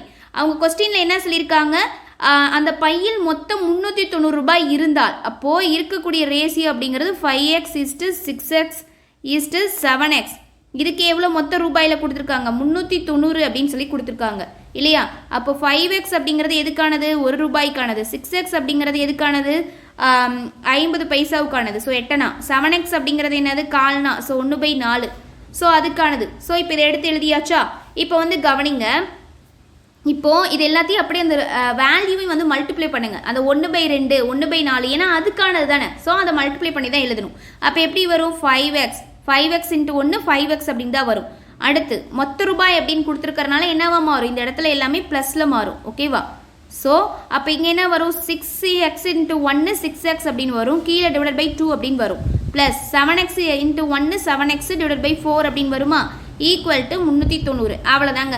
இப்போ அப்படியே கேன்சல் பண்ணிட்டே வரலாமா. இப்போ பாருங்கள், இங்கே கீழே 2 இருக்குது, இங்கே 4 இருக்குது, இங்கே எதுவுமே இல்லை. அப்போது இந்த 2க்கும் 4க்கும் அப்போ இங்கே 1 இருக்கிறதா அர்த்தம். இதுக்கு எல்சிஎம் எடுத்தால் என்ன கிடைக்கும், 4 தான் கிடைக்கும். அப்போது 3க்குமே 4 வர மாதிரி நம்ம கேன்சல் பண்ணிட்டா கேன்சல் பண்ணுறதுக்கு ஈஸியாக இருக்குமா. அப்போது இங்கே 1 கூட 4 பெருக்கணும் அப்படின்னா 4 வரும். அடுத்து மேலே 4 பெருக்குங்க. அப்போ 2 கூட 2 பெருக்குனா மேலே 2 பெருக்கணும். அப்போ 2 × 2 4 வந்துருமா. அப்போ கீழே டினாமினேட்டரில் சேமாக 4 அப்படின்னு வந்துருச்சு. அப்போ மேலே பாருங்கள் 5x × 4 அப்போ 20x அப்படின்னு வரும். ப்ளஸ் 6x × 2 12x அப்படின்னு வரும். ப்ளஸ் 7x அப்படின்னு வந்துருச்சா. Equal to 390. இப்போ இதை சால்வ் பண்ணுங்கள். 20 ப்ளஸ் 12 32, அடுத்து 32 ப்ளஸ் 7 என்னன்னு கிடைக்கும் 39x அப்படின்னு சொல்லி கிடைக்கும். அப்போ 39x divide by 4 equal to 390. ஓகேவா? இப்போ நம்மளுக்கு என்ன எக்ஸோட வேல்யூ வேணும். அப்போ ஒவ்வொன்றா வந்து கேன்சல் பண்ணிட்டே வரலாமா? அப்போ 39x இந்த டிவைடில் இருக்க 4 இந்த பக்கம் போனிச்சிட்டா என்னவா மாறும்? மல்டிப்ளைல மாறுமா? அப்போ எப்படி வரும் கவனிங்க. ஈக்குவல் டு 40, ஆல்ரெடி இந்த பக்கம் என்ன இருக்குது, சாரி 40 கிடையாது 390 இருக்குது. அப்போ 4 × 390 அப்படின்னு சொல்லி கிடைக்கும். நம்மளுக்கு தேவை என்ன? எக்ஸோட வேல்யூ. ஸோ எக்ஸை இங்கேயே வச்சுக்கிட்டு இந்த பெருக்கல்ல இருக்க 39 கொண்டு போனால் வகுத்தல்ல மாறிடும். 39 மேலே 4 × 390 இருக்கா? இப்போ பார்க்கும் போதே தெரியும். ஒரு 39 39, ஒரு 39 39, 0க்கு 0. அப்போ 10 39 என்ன ஆச்சு? 390 கேன்சல் ஆகுது. அப்போ எக்ஸோட வேல்யூ நம்மளுக்கு என்னென்னு கிடச்சிருக்கு? 40 அப்படின்னு சொல்லி கிடச்சிருக்கு. அப்போ கவனிங்க, நம்ம இப்போ என்ன பண்ண போகிறோம்? இதை வச்சு தான் ₹1 எத்தனை, அடுத்து 50 பைசா எத்தனை எண்ணிக்கையில் இருந்துச்சு, அடுத்து கால்னா எத்தனை எண்ணிக்கையில் இருந்துச்சு, அதாவது எத்தனை காசுகள் இருந்துச்சு அப்படிங்கிறத அவங்க எண்ணிக்கைன்னு கேட்டிருக்காங்க. இப்போ இதை கண்டுபிடிக்க போகிறோம். எக்ஸோட வேல்யூ என்னன்னு கண்டுபிடிச்சிட்டோம், 40ன்னு கண்டுபிடிச்சிட்டோம். ஃபஸ்ட்டு ₹1 எடுக்கிறோம். ₹1 நம்ம வந்து எவ்வளோ கொடுத்துருந்தாங்க ரேசியோவில்? 5. அப்போ 5x அப்படின்னு எடுத்துக்கிட்டோமா? அப்போது 5x ஈக்குவல் டு 5 × எக்ஸோட வேல்யூ என்ன? 40. அப்போ 5 × 40 என்னன்னு வரும்? 200 அப்படின்னு சொல்லி கிடைக்கும். அடுத்து 50 பைசா. 50 பைசாவுக்கு என்னென்னு நம்ம எடுத்துக்கிட்டோம்? 6x. அப்போது 6x ஈக்குவல் டு 6 × 40. அப்போது 6 4s 24. அப்போது 240. அடுத்து என்னது? 25 பைஸ். அப்போ அதுக்கு என்னென்னு எடுத்துக்கிட்டோம்? 7x அப்படின்னு எடுத்துக்கிட்டோம். அப்போ 7x ஈக்குவல் டு 7 × 40. அப்போது 7 × 4 28. அப்போது 280. ஓகேவா? அப்போது மொத்தம் ₹1 அப்படிங்கிறது எவ்வளோ இருந்திருக்கு? 200 காசுகள் இருந்திருக்கு. அடுத்து 50 பைசா அப்படிங்கிறது 240 காசுகள் இருந்திருக்கு. அடுத்து 25 பைசா அப்படிங்கிறது 280 காசுகள் இருந்திருக்கு. இப்போ ஒரு டவுட் வரும், மேம் மொத்தமாக இது எல்லாத்தையும் எண்ணிக்கையில் எவ்வளோ இருந்துச்சு, அந்த எண்ணிக்கையெல்லாம் சேர்த்தா பணமாக 390 சொல்லியிருக்காங்க. ஆனால் இங்கே 200 240 280ன்னு இருக்குல்ல, அப்போ இதெல்லாத்தையும் ஆட் பண்ணால் எப்படி மேம் 390 வரும்? தலைவா இங்கே தான் நம்ம வந்து சேஞ்ச் பண்ணணும். என்ன அப்படின்னு தெரிஞ்சுக்கோங்க. இப்போது இது ₹1 200. அடுத்து 50 பைசாவுக்கு என்ன எடுத்திருக்கோம்? 240. ஸோ இது 50 பைசா. அடுத்து 25 பைசாவுக்கு நம்மளுக்கு என்ன வந்திருக்கு? 280. இப்போ கவனிங்க, ₹1க்கு 200 200 தான். ஸோ அது 200 தான் வரும். அடுத்து ஆன்சர் வந்து இதுதான். ஸோ எப்படி 390 வந்துச்சு அப்படிங்கிறத நான் சொல்கிறேன். ஓகேவா? ஏன்னா அவங்க எண்ணிக்கையில் எவ்வளோ இருந்தால் மொத்த காசு 390 அப்படின்னு சொல்லி கேட்டிருக்காங்க இல்லையா? ஸோ தெரிஞ்சுக்கிறதுக்காக நான் சொல்கிறேன். ஆன்சர் இதுதான், 200 240 280. ஏன்னா எண்ணிக்கையில் தான் அவங்க கேட்டிருந்தாங்க. ஓகேவா? அடுத்து இப்போ 50 பைசா அப்படிங்கிறத நம்மளுக்கு என்னென்னு கொடுத்துருக்காங்க? 240 காசுகள் இருந்ததுன்னு கொடுத்துருக்காங்க. அப்போது 240 காசுகள் அப்படின்னா ₹1. அப்போ 200 காசுகள் இருந்துச்சுன்னா 1 × 200 200 200 காசுகள் அப்படிங்கிறது ₹200 அப்படியே ₹1 வந்துடும். இப்போ 50 பைசாவுக்கு எடுக்கும்போது 240 அப்படிங்கிறது எத்தனை காசுகள் சேர்ந்ததா, அதாவது இப்போ ₹1 அப்படின்னு கணக்கு வச்சுக்கிட்டோம்னா எவ்வளோ வரும்? 240 ÷ 2 கேன்சல் பண்ணிங்க அப்படின்னா ₹120. 240 காசுகள் 50 பைசா மதிப்பில் சொல்லியிருக்காங்கன்னா அப்போ மொத்தம் அதோட வேல்யூ என்ன? ₹120 தான் இருந்திருக்கும். ஸோ அப்போ ப்ளஸ் 120. அடுத்து கால்னாவுக்கு என்ன சொல்லியிருக்காங்க? 280. கால்னானா என்ன? 25 பைசா. அப்போ 4 25 பைசா சேர்ந்தது தான் ₹1. 50 பைசானா 2 50 பைசா சேர்ந்தது ₹1. அப்போது 240 காசுகள்னா அதில் பாதி ₹120 தான் வந்திருக்கும். அப்போது கால்னாவுக்கு 280 காசுகள் கொடுத்துருக்காங்க. அப்போ என்ன பண்ணணும்? 4 25 சேர்ந்தது தான் ₹1. அப்போ 4ஆல் வகுத்து பாருங்களேன், உங்களுக்கு கிடச்சிரும் 70. அப்போது 70 காசுகள் தான் இருந்திருக்கும். ₹70 இருந்திருக்கும். 70 காசுகள் கிடையாது, ₹70. காசுகளில் பார்க்கும்போது 280 காசுகள், ரூபாயில் பார்க்கும்போது ₹70. அப்போது 200யும் 120 ஆட் பண்ணால் 320, 320யும் 70 ஆட் பண்ணால் 390. இப்போ புரிஞ்சுதா? ஆன்சர் என்னது? 200 240 280. Answer option C. ஓகே, இப்போ நெக்ஸ்ட் சம் பாருங்க. Very easy.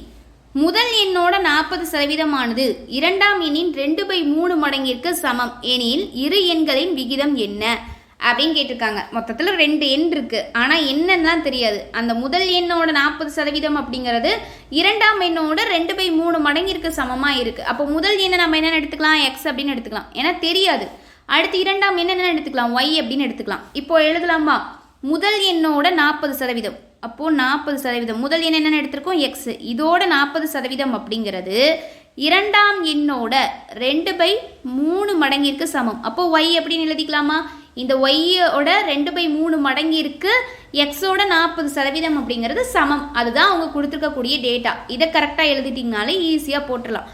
இப்போ வந்துட்டு பாருங்கள், சதவீதம் அப்படின்னா என்ன பண்ணணும், டிவைடில் 100 வருமா, அப்போது 40/100 இன்ட்டு எக்ஸ் ஈக்குவல் டு இந்த பக்கம் என்ன இருக்குது, 2/3 இன்ட்டு ஒய் அப்படின்னு இருக்குது. இப்போ அதை கேன்சல் பண்ணலாமா, 0க்கு 0 கேன்சல் ஆகும், 2 2 4 I 2 10.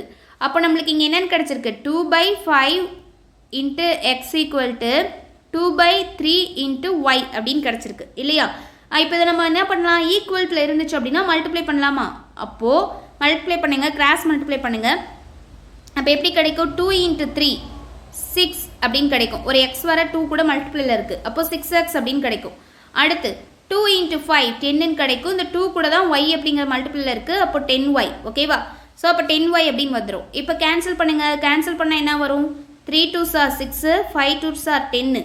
அப்போது நம்மளுக்கு என்னென்னு கிடச்சிருக்கு, 3 ஈக்குவல் டு 5y அப்படின்னு சொல்லி கிடச்சிருக்கு இல்லையா. அப்போது எக்ஸோட வேல்யூ அப்படிங்கிறது 5, ஒய்யோட வேல்யூ தான் வந்து பார்த்திங்க அப்படின்னா 3. ஏன் அப்படின்னா இப்போ வந்துட்டு பாருங்கள், 3x ஈக்குவல் டு 5y அப்படின்னு சொல்லி கிடச்சிருக்கா மீதம். அப்போது இந்த 3 கூட மல்டிப்ளைல இருக்கிறது எக்ஸோட வேல்யூ கிடையாது. இப்போ இதை நம்ம எப்படி எழுதுவோம்,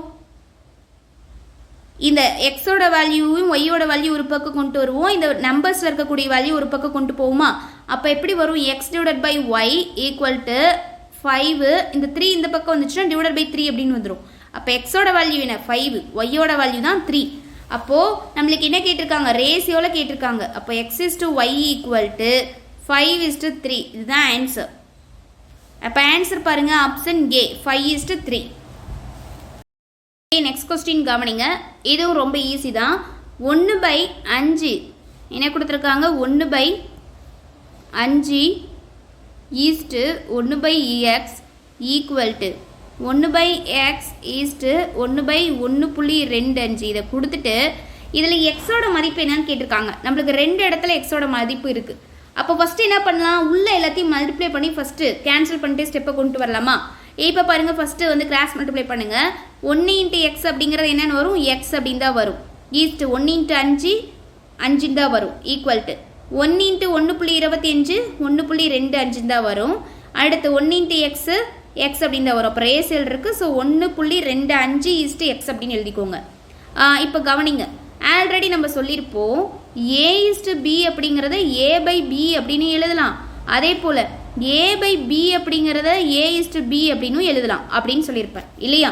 இப்போ அதே போல் தான் இங்கே x/5 அப்படிங்கிறத நம்ம எப்படி எழுதலாம், x/5 அப்படின்னு எழுதலாமா. ஈக்குவல் டு 1.25 ஈஸ்ட்டு எக்ஸ் அப்படிங்கிறத எப்படி எழுதலாம், 1.25 டிவைட் பை எக்ஸ் அப்படின்னு எழுதலாமா. ஸோ எழுதியாச்சு. இப்போ வந்துட்டு பாருங்கள், ஈக்குவல்ட்டில் இருக்குது. அப்போ என்ன பண்ணிக்கலாம், கிராஸ் மல்டிப்ளை பண்ணலாம். எகெயின் பண்ணுங்கள், எக்ஸ் இன்ட்டு எக்ஸ் என்ன வரும், எக்ஸ் ஸ்கொயர் அப்படின்னு வரும். அடுத்து 5 இன்ட்டு 1.25 அப்படின்னு வருமா. அப்போ 1.25 இன்ட்டு 5 அப்படின்னு சொல்லி ரைட் சைடில் கிடைக்குது. அப்போது X square equal to 1.25 into 5 இதை மல்டிப்ளை பண்ணிங்க அப்படின்னா உங்களுக்கு கிடைக்கக்கூடிய வேல்யூ 6.25 அப்படின்னு சொல்லி கிடைக்கும். நம்மளுக்கு தேவை என்ன, எக்ஸோட வேல்யூ தான் கேட்டிருக்காங்க அவங்க கேட்டிருக்கிறதே. அப்போ எப்படி எழுதலாம், இந்த 6.25 அப்படிங்கிறத 1.25 இன்ட்டு 1.25 எழுதுகிறோம், 2.5 இன்ட்டு 2.5 அப்படின்னு சொல்லி இதை எழுதலாம். 6.25 2.5 இன்ட்டு 2.5 எழுதலாம். ஒன்றுமே இல்லை, இது நீங்கள் கஷ்டப்பட வேண்டிய வேலையே கிடையாது. ஏன் அப்படின்னா இந்த பாயிண்ட்டை விட்டுருங்க. 6.25 இருக்கா, ஸோ இந்த பாயிண்ட்டை விட்டு அப்படியே 625 எழுதிக்கோங்க. 625 எதை ஸ்கொயர் பண்ணால் 625 வரும், 25 இன்ட்டு 25 ஸ்கொயர் பண்ணால் 625 கிடைக்குமா. இங்கே நம்மளுக்கு பாயிண்டில் கொடுத்துருக்காங்க, அவ்வளோதான். அப்போ நம்மளுக்கு என்ன வரும், எக்ஸோட வேல்யூ 2.5 2 டைம் மல்டிப்ளை பண்ணால் 6.25 கிடைக்கும். அப்போ ஆன்சர் 2.5. அப்போது answer option B. Okay, next question பாருங்கள், ரொம்ப ஈஸி, நல்லா அண்டர்ஸ்டாண்ட் பண்ணிக்கோங்க. ரூபாய் 928 7:9 அப்படிங்கிற விகிதத்தில் பிரிக்கிறாங்க அப்படின்னு சொல்லிட்டாங்க. பிரிங்க அப்படின்னு சொல்லி நம்மள தான் கேட்டிருக்காங்க, அவங்க பிரிக்கல, நம்மளை பிரிக்க சொல்லி கேட்டிருக்காங்க. இப்போ இதில் வந்து பார்த்தீங்க அப்படின்னா என்னன்னே நம்மளுக்கு தெரியாது. ஆனால் 7:9 அப்படிங்கிற விகிதத்தில் அந்த 928 பிரிக்கணும். அப்போ கவனிங்க, ஃபஸ்ட்டு இந்த மாதிரி கொடுத்துருந்தாங்க அப்படின்னாலே பங்கு அப்படின்னு சொல்லி எடுத்துக்கணும். ஓகேவா? 7:9 அப்படின்னா அப்போ மொத்த பங்கு நம்மளுக்கு எத்தனை இருக்குது? இது 7 பங்கு 9 பங்கு. 7 பங்காகவும் 9 பங்காகவும் இந்த 928 பிரிங்க அப்படிங்கிறதான் கொஸ்டின். அப்போ மொத்த பங்கு எப்படி எடுக்கலாம்? 7 9 கூட்டினா நம்மளுக்கு தெரிஞ்சிருமா? 7 9 கூட்டினா என்னது? 16. மொத்த பங்கு அப்படிங்கிறது 16 இருக்கு. அப்போ கவனிங்க, மொத்த ரூபாய் எவ்வளோ? 928. மொத்த பங்கு எவ்வளோ? 16. அப்போ இதை ரெண்டையும் நம்ம டிவைட் பண்ணி கண்டுபிடிச்சோம் அப்படின்னா வகுத்தோம்னா நம்மளுக்கு என்ன தெரிஞ்சிரும்? அப்போ ஒரு பங்கோட வேல்யூ என்னன்னு தெரிஞ்சிருமா? அப்போ என்ன கிடைக்கும்? அதே போல் இதையும் எடுத்துக்கோங்க. இந்த மாதிரி ரேசியில் கொடுத்துருந்தாங்கனாலே அதை எக்ஸ் அப்படின்னு சொல்லி எடுத்துக்க சொல்லியிருப்போம் இல்லையா? அப்போது 7x = 9x அப்படின்னு எடுத்துக்கோங்க. அப்போது இப்போ கேன்சல் பண்ணுங்களேன். இப்போ கேன்சல் பண்ணிங்க அப்படின்னா ஒரு 16 16 58 16 928ன்னு கிடைக்கும். ஸோ இதுதான் எக்ஸோட வேல்யூ. எக்ஸோட வேல்யூ அப்படின்னா இந்த இடத்துல எதை குறிக்கினா ஒரு பார்ட்டு, ஒரு பங்கோட வேல்யூ அப்படிங்கிறது 58. ஓகேவா? அதான் அர்த்தம். உங்களுக்கு புரியுதா? 928 ரூபா உங்கள் கையில் கொடுத்துட்டாங்க. அதை கொடுத்துட்டு என்ன பண்ணுறாங்கன்னா 7 பங்காவும் 9 பங்காவும் பிரிங்க அப்படின்னு சொல்லி கொடுத்துருக்காங்க. இதுதாங்க இதுக்கு மீனிங். அப்போது நம்மளால எப்படி பிரிக்க முடியும்? அப்போ பிரிக்கணும் அப்படின்னா கரெக்டாக அந்த 7 பங்குக்கு எவ்வளோ ரூபாய் கரெக்டாக போகணும்? 9 பங்குக்கு எவ்வளோ ரூபாய் கரெக்டாக போகணும்? இப்போ அதை பாதியாக பிரித்து கொடுங்கன்னா நம்ம என்ன பண்ணிடலாம்? அந்த 928 2ஆல் வகுத்தோம்னா நம்ம ஈஸியாக வந்து பாதியாக பிரித்து கொடுத்துடலாம். ஆனால் இங்கே என்ன பண்ணியிருக்காங்க? ஆட் நம்பரில் 7 பங்காவும் 9 பங்காவும் பிரித்து கொடுன்னு சொல்லியிருக்காங்க. அப்போ நம்ம என்ன பண்ணணும்? ஃபஸ்ட்டு ஒரு பங்கு அப்படிங்கிறது அதுக்கு எவ்வளோ தொகை வரும் அப்படின்னு சொல்லி பார்க்கணும். அப்போ அந்த மொத்த பங்கையும் மொத்த வேல்யூவையும் அந்த மொத்த ரூபாயையும் மொத்த பங்கையும் நம்மளை டிவைட் பண்ணால் என்ன கிடைச்சிரும்? அந்த ஒரு பங்கு அப்படிங்கிறது என்னன்னு கிடைச்சிரும். ஸோ அந்த மாதிரி தான் டிவைட் பண்ணணும். ஒரு பங்கு அப்படிங்கிறது 58 ரூபான்னு நம்மளுக்கு தெரியுது. அப்போ என்ன சொல்லியிருக்காங்க? 7 பங்காவும் அடுத்து 9 பங்காவும் பிரின்னு சொல்லியிருந்தாங்க. அப்போ எக்ஸோட வேல்யூ தான் என்னது? ஒரு பங்கு. அப்போ எவ்வளோ வந்திருக்கு? 58. அப்போ இந்த இடத்துல 7 × 58 ஈஸ்ட் 9 × 58ன்னு வருமா? 7 கூட 58 பெருக்கினா நம்மளுக்கு என்னன்னு கிடைக்கும்? 406 அப்படின்னு சொல்லி கிடைக்கும். அடுத்து 9 பங்கு கூட நம்மளுக்கு 58 வந்து பெருக்கினா என்னன்னு கிடைக்கும்? 522 அப்படின்னு சொல்லி கிடைக்கும். ஓகேவா? இப்போ ஆப்ஷனில் வந்துட்டு பாருங்கள், இந்த மாதிரி எங்கே ஆப்ஷன் இருக்குது? ஆப்ஷனில் வந்து பார்த்தீங்கன்னா ஆப்ஷன் டி தான். 522 = 406. ஸோ இதுதான் answer, option D. Next question number 188. Very easy. x = y = 3:7 மற்றும் 9x - 2y / 11x + y அப்படின்னா என்னன்னு கேட்டிருக்காங்க. x = y = 3:7. இப்போது x = y = 3:7. நம்மளுக்கு இங்கே என்ன இருக்குது? 9x - 2y / 11x + y-ஓட வேல்யூ கண்டுபிடிக்க சொல்லி கேட்டிருக்காங்க. அப்போ நம்மளுக்கு இங்கே y-ஓட வேல்யூ தேவைப்படுது. அப்போ x-ஓட வேல்யூ y-ஓட வேல்யூ கண்டுபிடிக்கணுமா? வெரி ஈஸி தான். இது x-ஓட வேல்யூ, இது y-ஓட வேல்யூ. உங்களுக்கு கன்ஃபியூஸாக இருந்துச்சு அப்படின்னா இப்படி எழுதிக்கோங்க. x = y நம்ம எப்படி எழுதலாம்? x / y அப்படின்னு எழுதலாம். = 3:7 3/7 எழுதலாம். அப்போ x-ஓட வேல்யூ என்ன? 3, y-ஓட வேல்யூ என்ன? 7. அவ்வளோதான், முடிஞ்சுது. இப்போ சப்ஸ்டிட் பண்ணுங்க. 9 எக்ஸோட வேல்யூ நம்மளுக்கு என்னன்னு கிடச்சிருக்கு? 3ன்னு கிடச்சிருக்கு. அடுத்து -2 × y-ஓட வேல்யூ என்னன்னு கிடச்சிருக்கு? 7 அப்படின்னு கிடச்சிருக்கு. அடுத்து 11 × எக்ஸோட வேல்யூ 3 ப்ளஸ் y-ஓட வேல்யூ 7. அவ்வளோதான், கொடுத்துருக்கூடியது எல்லாத்தையும் போட்டாச்சா? இப்போ ஈஸியாக கேன்சல் பண்ணிடலாமா? 9 3 என்னன்னு வரும்? 27 அப்படின்னு சொல்லி வருமா? -2 × 7 14 அப்படின்னு சொல்லி வரும். கீழே பாருங்கள், 11 × 3 33 ப்ளஸ் 7 அப்படின்னு சொல்லி கிடைக்கும். இப்போ பாருங்க, 27ல் 14 போச்சுன்னா நம்மளுக்கு என்னன்னு கிடைக்கும்? 27ல் 14 போச்சுன்னா 13ன்னு கிடைக்கும். கீழே 33 + 7 40. இதுக்கு மேலே இது ஏதாச்சும் கேன்சல் பண்ண முடியுமா? முடியாது. அப்போது இதுதான் ஃபைனலான ஆன்சர், 13/40. ஆன்சர் ஆப்ஷன் ஏ தான், 13/40. ஓகே, நெக்ஸ்ட் கொஸ்டின் பாருங்கள். அடுத்துலேருந்து ஆவரேஜ் ஸ்டார்ட் ஆகும். 15 எண்களின் சராசரி 41.4 எனில் அவற்றின் கூடுதல் காண்க. Very easy. நான் ஷார்ட்கட் சொல்கிறேன் பாருங்கள். இந்த மாதிரி கூடுதல் காண்க அப்படின்னு சொல்லி கேட்டிருந்தாங்கனாலே ஒன்றுமே பண்ண தேவையில்ல. இந்த 15ஐயும் 41.4ஐயும் வந்து பெருக்குங்க.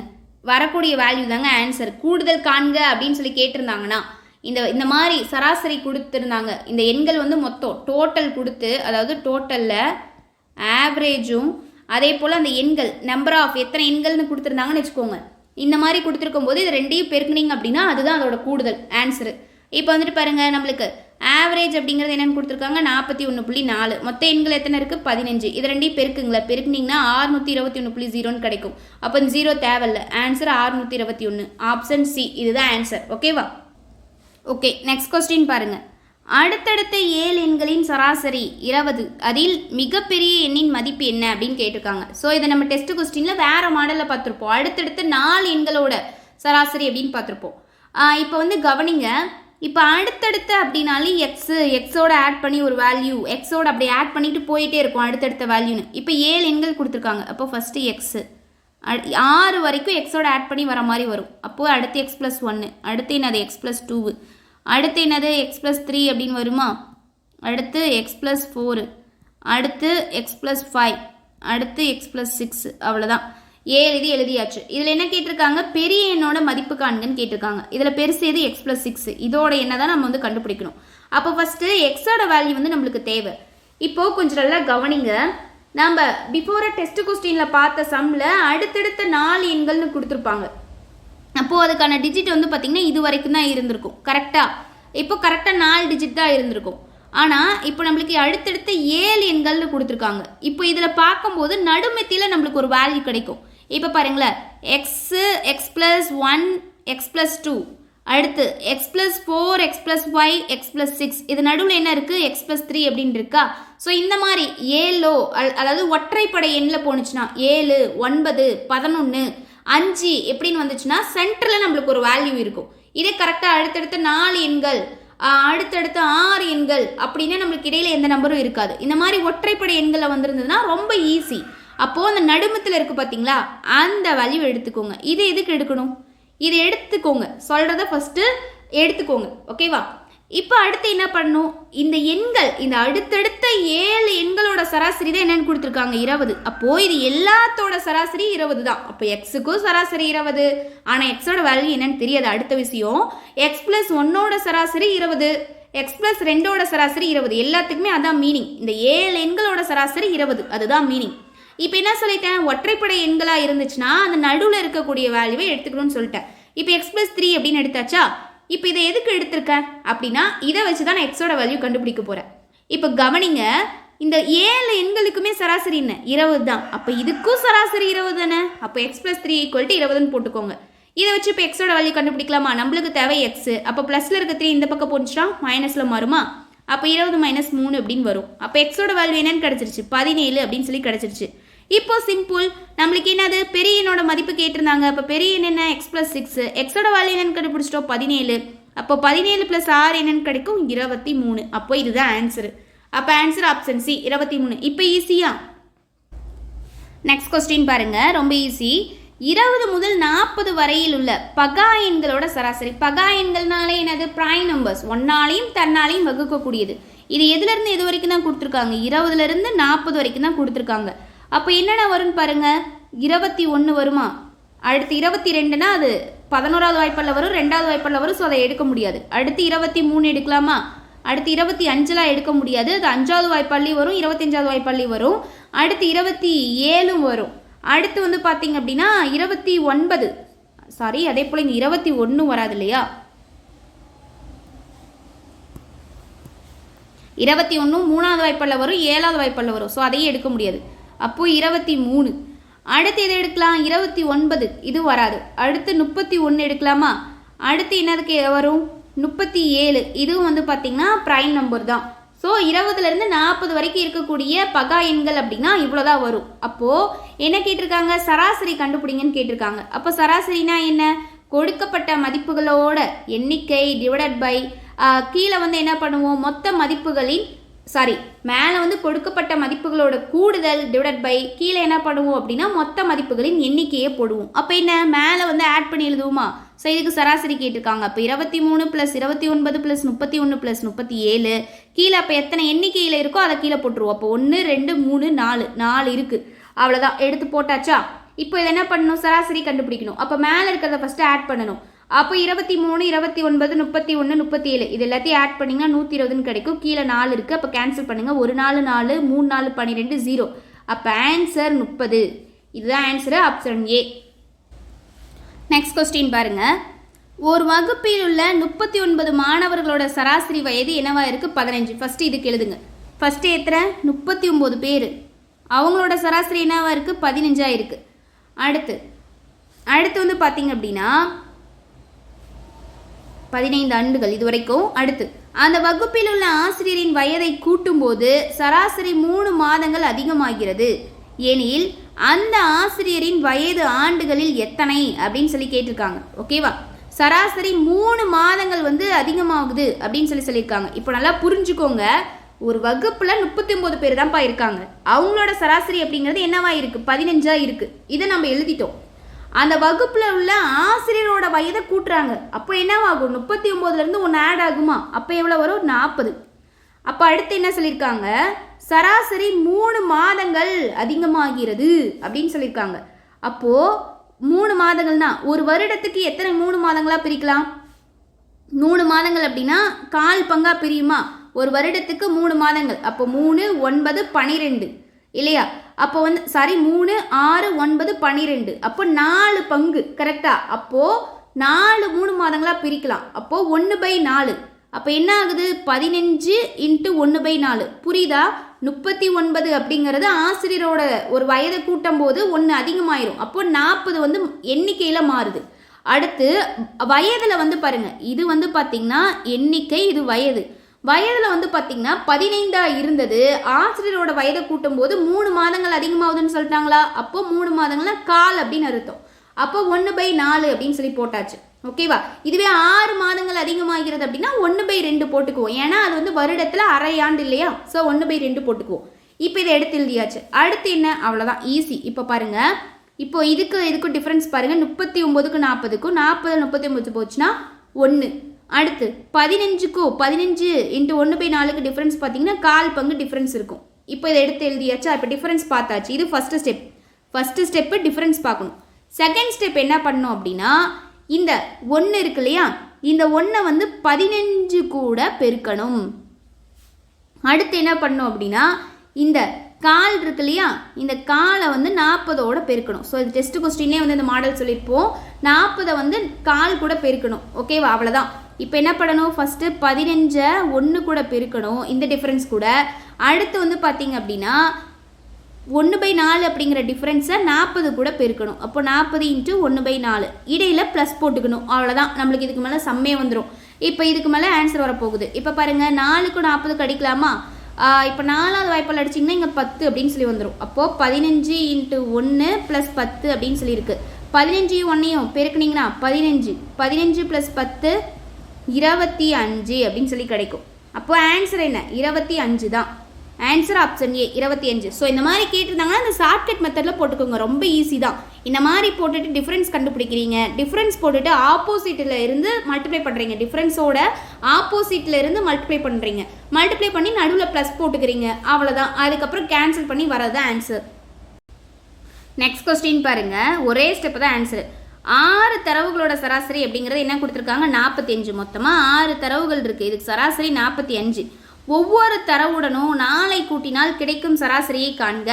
நாம் என்ன பண்ணுவோம்னா, ஒவ்வொரு தரவுடையும் 4 கூட்டணும்னு சொல்லியிருக்காங்க. அப்போ மொத்தம் 6 தரவுகள் இருக்குது. அப்போது ஒவ்வொரு இது கூடயும் 4 வந்து கூட்டும் போது அப்போ 6 × 4 6 4 24. அப்போ 45 + 24 போட்டோம்னா அதுதான் ஆன்சரு அப்படின்னு சொல்லி போடுவோம். ஸோ அது தவறு. ஓகேவா? நீங்கள் அப்படியே போட்டாலும் என்ன பண்ணணும்? அப்போது அந்த சராசரியால் வகுக்கிற மாதிரி இருக்கும். ஸோ இந்த இதுக்கு ரொம்ப கஷ்டப்படலாம் தேவையில்லை. கூட்டி திரும்ப சராசரியால் வகுத்தா தான் உங்களுக்கு ஆன்சர் கிடைக்கும். ஸோ அந்த மாதிரி போட தேவையில்லை. ஸோ ரொம்ப ஈஸி தான். இந்த மாதிரி கொடுத்துருந்தாங்கன்னா 4 கூட்டினால் அல்லது 6 கூட்டினா இந்த மாதிரி கூட்டும் போது அதோட சராசரி என்ன கிடைக்கும்? புதுசாக கிடைக்கும்னு தானே அர்த்தம். அப்போ என்ன அப்படின்னா என்ன கொடுத்துருக்காங்க? இந்த கொடுத்துருக்கக்கூடிய சராசரியோட என்ன நம்பர் கொடுத்துருக்காங்களோ அதை ஆட் பண்ணிட்டீங்கன்னா அதான் ஆன்சரு. 45 கூட 4 கூட்டினா என்ன? ஒரு 49. அப்போ இதான் ஆன்சரு. ஓகேவா? ஒவ்வொரு தரவுடனும் 4 கூட்டினால் 6 கூட்டினால் இந்த மாதிரி எது கொடுத்துருந்தாலும் சரி, அந்த கொடுத்துருக்கக்கூடிய எண்ணை சராசரி கூட கூட்டினீங்கன்னா அதுதான் ஆன்சர். ஆப்ஷன் ஏ. ஸோ நீங்கள் இந்த மாதிரி கேன்சல் பண்ணி ஆட் பண்ணிவிட்டு திரும்ப வந்து டிவைட் பண்ணி போட்டாலும் இதே தான் வரும். ஆனால் இது ஒரே ஸ்டெப்பில் ஆன்சரு. ஓகேவா? ஓகே. இப்போ நெக்ஸ்ட் சம் பாருங்கள். கொஸ்டின் நம்பர் 194. கொடுக்கப்பட்டுள்ள 3 எண்களில் 2வது எண் முதல் எண்ணின் 2 மடங்கு மற்றும் 3வது எண்ணின் 3 மடங்கு. அந்த 3 எண்களின் சராசரி 44 எனில் மிகப்பெரிய எண் என்ன அப்படின்னு சொல்லி கேட்டிருக்காங்க. அதாவது என்ன சொல்லியிருக்காங்க, 3 எண்கள் கொடுத்துருக்காங்க. அதில் இரண்டாவது எண் அப்படிங்கிறது முதல் எண்ணோட 2 மடங்கு அப்படின்னும், மற்றும் மூன்றாவது எண் அப்படிங்கிறது மூன்றாவது எண்ணோட 3 மடங்காக இருக்குது அப்படின்னு கொடுத்துருக்காங்க. ஓகேவா? ஸோ அப்படின்னா அந்த 3 எண்களோட சராசரியும் 44ன்னு கொடுத்துட்டாங்க. அப்படின்னா அந்த மிகப்பெரிய எண் என்னன்னு கேட்டிருக்காங்க. இப்போ கவனிங்க, 3 எண்கள் அப்படின்னா நம்ம என்ன எடுத்துக்கலாம், ஏபிசி அப்படின்னு சொல்லி எடுத்துக்கலாம். ஓகேவா? இப்போ கவனிங்க, ஏபிசி அப்படின்னு சொல்லி எடுத்துக்கிறோம். இது என்ன சொல்லியிருக்காங்க, இந்த 3 எண்களில் இரண்டாவது எண் என்னது, அப்போ பி தானே. இரண்டாவது எண் அப்படிங்கிறது முதல் எண்ணோட 2 மடங்கு. 2 மடங்குனா என்ன, மடங்குனாவே பெருக்கணும் அப்படின்னு சொல்லியிருப்பேன். அதிகம் 2 அதிகம்னா 2 கூட்டுற மாதிரி இருக்கும். ஓகேவா? அப்போ முதல் எண்ணோட 2 மடங்கு, அப்போது இதோட 2 மடங்கு, அப்போ எப்படி வரும், 2 × ஏ அப்படின்னு வரும். ஸோ இதை எழுதியாச்சா? அடுத்து என்ன சொல்லியிருக்காங்க, மற்றும் மூன்றாவது எண்ணின் 3 மடங்கு. இந்த பிஏ தான் முதல் எண்ணோட 2 மடங்காக இருக்கு, அதே மாதிரி மூன்றாவது எண்ணோட 3 மடங்காக இருக்கு. அப்போ மூன்றாவது என்ன, சி. அப்போ மடங்குனா என்ன, 3 பெருக்கணுமா, அப்போ 3C. அவ்வளோதான், கொடுத்துருக்கக்கூடியதை எழுதியாச்சு. இப்போ கவனிங்க, இப்போ இதை நம்ம எப்படி எழுதலாம், b = 2a அப்படின்னு சொல்லி கொடுத்துருக்காங்க. அப்போது நம்ம இதை எப்படி எழுதிக்கலாம், a = இந்த 2 இந்த பக்கம் வந்துச்சுன்னா b/2 அப்படின்னு வருமா, அப்போ b/2 அப்படின்னு எழுதிக்கலாம். அடுத்து இதில் என்ன பண்ணலாம், நம்மளுக்கு சியோட வேல்யூ வந்து கொண்டு வரலாமா, இதை வச்சு. அப்போது b/3, c = b/3 அப்படின்னு சொல்லி கிடச்சிரும். ஸோ இப்போ இதை எழுதியாச்சு. இப்போ கொடுத்துருக்கக்கூடிய ஃபஸ்ட்டு ஸ்டெப்பை முடிச்சாச்சு. அடுத்து என்ன சொல்லியிருக்காங்க, அந்த 3 எண்களோட சராசரி அப்படிங்கிறது 44. அப்போ சராசரினா எப்படி எழுதுவோம், a + b + c /3. அப்போ சராசரினா மொத்த எண்களோட மதிப்பை வந்து கீழே போட்டுக்குவோமா, ஈக்குவல் சராசரி என்ன கொடுத்துருக்காங்க, 44. மேலே என்ன போடுவோம், கொடுக்கப்பட்ட மதிப்புகளோட கூடுதல். ஸோ அப்போ அடிஷனல் எழுதிக்கிட்டோம். கீழே என்ன பண்ணுவோம், மதிப்புகளோட எண்ணிக்கை. ஸோ மொத்தம் 3 மதிப்புகள் இருக்குது. ஸோ கீழே /3 போட்டோம். இப்போ பாருங்கள், இதை வச்சு a + b + c வேல்யூ கண்டுபிடிக்கலாமா. அப்போ எப்படி வரும், இந்த 3 இந்த பக்கம் போணுச்சுன்னா பெருக்கல்ல மாறும். அப்போது a + b + c = 3 × 44ன்னு வரும். அப்போ இதை பெருக்குனீங்க அப்படின்னா என்ன வேல்யூ கிடைக்கும், 132 அப்படின்னு சொல்லி a + b + c வேல்யூ கிடைச்சிரும். இப்போ என்ன பண்ணலாம், a + b + c வேல்யூவை வந்து சப்ஸ்டியூட் பண்ணி கண்டுபிடிக்கலாமா. இப்போ வந்து கவனிங்க, a + b + c வேல்யூ அப்படிங்கிறது நம்மளுக்கு 132ன்னு கிடச்சிருக்கு. நம்மக்கிட்ட இதில் மிகப்பெரிய எண் என்னன்னு தான் கேட்டிருக்காங்க. ஸோ இதுக்கு வரக்கூடியதான் ஆன்சராக வரக்கூடியதான் மிகப்பெரிய எண்ணாக இருக்கும். இப்போது ஏவோட வேல்யூ எதாச்சும் கண்டுபிடிச்சிருக்கோமா, கண்டுபிடிச்சிருக்கோம். b/2 அப்படின்னு சொல்லி கண்டுபிடிச்சிருக்கோம். அப்போ சப்ஸ்டியூட் பண்ணுங்கள், b/2. பியோட வேல்யூ கண்டுபிடிக்கல, ஸோ அது அப்படியே தான் இருக்கும். சியோட வேல்யூ b/3. ஸோ இதை போட்டுக்கலாமா, சியோட வேல்யூ என்னது, b/3. ஸோ இதை சப்ஸ்டியூட் பண்ணியாச்சு. = 132. இப்போ பாருங்கள், அடுத்து என்ன பண்ணலாம், b/2 அப்படின்னு இருக்கு, அடுத்து +b + b/3 அப்படின்னு சொல்லி இருக்கு. இப்போது இதில் அடுத்து என்ன பண்ணலாம் அப்படின்னு சொல்லி பாருங்களேன். இப்போ அடுத்த ஸ்டெப் என்ன பண்ணலாம், கவனிங்க. இப்போ b/2 இதை ஃபஸ்ட்டு நான் போட்டு காட்டுறேன். b/2 + b + b/3 அப்படின்னு சொல்லியிருக்கு. இப்போ வந்து பாருங்களேன், இங்கே எதுவுமே இல்லை, இப்போ 1 இருக்கிறதா அர்த்தம். அப்போ இதுக்கு என்ன படிக்கலாம், எல்சிஎம் எடுத்தால் கேன்சல் ஆகுமா. அப்போது என்ன வரும், 2க்கும் 3க்கும் எல்சிஎம் எடுத்திங்கன்னா 6 அப்படின்னு வரும். அப்போது மேலே 3ஆல் மல்டிப்ளை பண்ணுமா, 2 கூட 3 மல்டிப்ளை பண்ணால் 6 கிடச்சிரும். அப்போ இங்கே 6, இங்கேயும் 6 அப்படின்னு வரும். 3 கூட 2 பெருக்குனா நம்மளுக்கு என்ன கிடச்சிரும், 6 கிடச்சிரும். அப்போ கீழே போடுற வேல்யூவை மேலேயும் போட்டாகணும். அப்போ எப்படி மாறும், மேலே வந்து பார்த்திங்கன்னா 3b + 6b + 2b அப்படின்னு கிடைக்கும். /2 இங்கே கீழே வந்து பார்த்திங்கன்னா 6 அப்படின்னு சொல்லி எல்சிஎம் கிடைக்குமா. ஸோ 6. இப்போ வந்து பாருங்கள், இந்த ஹோல் ஸ்டெப்புக்கு பதிலாக நம்மளுக்கு என்னென்னு கிடச்சிருக்கு, இந்த ஸ்டெப்புக்கு பதிலாக தான் நம்ம என்னென்ன எடுத்திருக்கோம். இப்போ சால்வ் பண்ணி என்னென்னு கொண்டு வந்திருக்கோம், 3b + 6b + 2b /6 அப்படின்னு வந்திருக்கு. ஈக்குவல் இந்த பக்கம் என்னென்னு இருக்குது, 132ன்னு இருக்குது. அப்போ இந்த 6 இந்த பக்கம் போனால் என்ன மாறும், பெருக்கல்ல மாறுமா. அப்போ அடுத்த ஸ்டெப் என்ன வரும், 3b + 6b + 2b = 132 × 6 அப்படின்னு சொல்லி கிடைக்குமா. இப்போ பாருங்கள், இது எல்லாமே அடிஷனில் இருக்குது. அப்போ இது எல்லாத்தையும் ஆட் பண்ணலாமா, ஆட் பண்ணனா வரும் 6 + 2 9 9 + 3 11. அப்போது 11b = அடுத்து 6 × 132 அப்படின்னு இந்த பக்கம் இருக்குது. இப்போ இதில் வந்துட்டு பாருங்கள், கேன்சல் பண்ண முடியுமா அப்படின்னு, கேன்சல் ஆகும். எப்படி கேன்சல் ஆகும், 11வது வாய்ப்பாலே அடிக்கலாம் இல்லையா. ஒரு 11 11, ஒரு 11 11, மீதம் வந்து பார்த்திங்கன்னா 2 இருக்கும். அப்போ 2 11 22 கேன்சல் ஆகிரும். அப்போது நம்மளுக்கு பியோட வேல்யூ அப்படிங்கிறது 6 × 12 6 12 ஆட் பண்ணோம் அப்படின்னா என்னென்னு கிடைக்கும் 72. அப்போது இதில் பெரிய எண் அப்படிங்கிறது பி தான். ஓகேவா? அப்போது பியோட வேல்யூ அப்படிங்கிறது என்னென்னு கிடச்சிருக்கு 72. Answer option C. Okay, next question பாருங்கள். முதல் 10 5ஓட மடங்குகளின் சராசரி. இதில் ஒன்றுமே இல்லை. முதல் 10 5ஓட மடங்கு அப்படின்னா 5வது வாய்ப்பாடில் வகுப்படக்கூடிய ஃபஸ்ட்டு 10 நம்பர் சொல்லியிருக்காங்க. அப்போ எப்படி வரும் பாருங்களேன். 5 மடங்குன்னு சொல்லியிருக்காங்களா? இருங்க.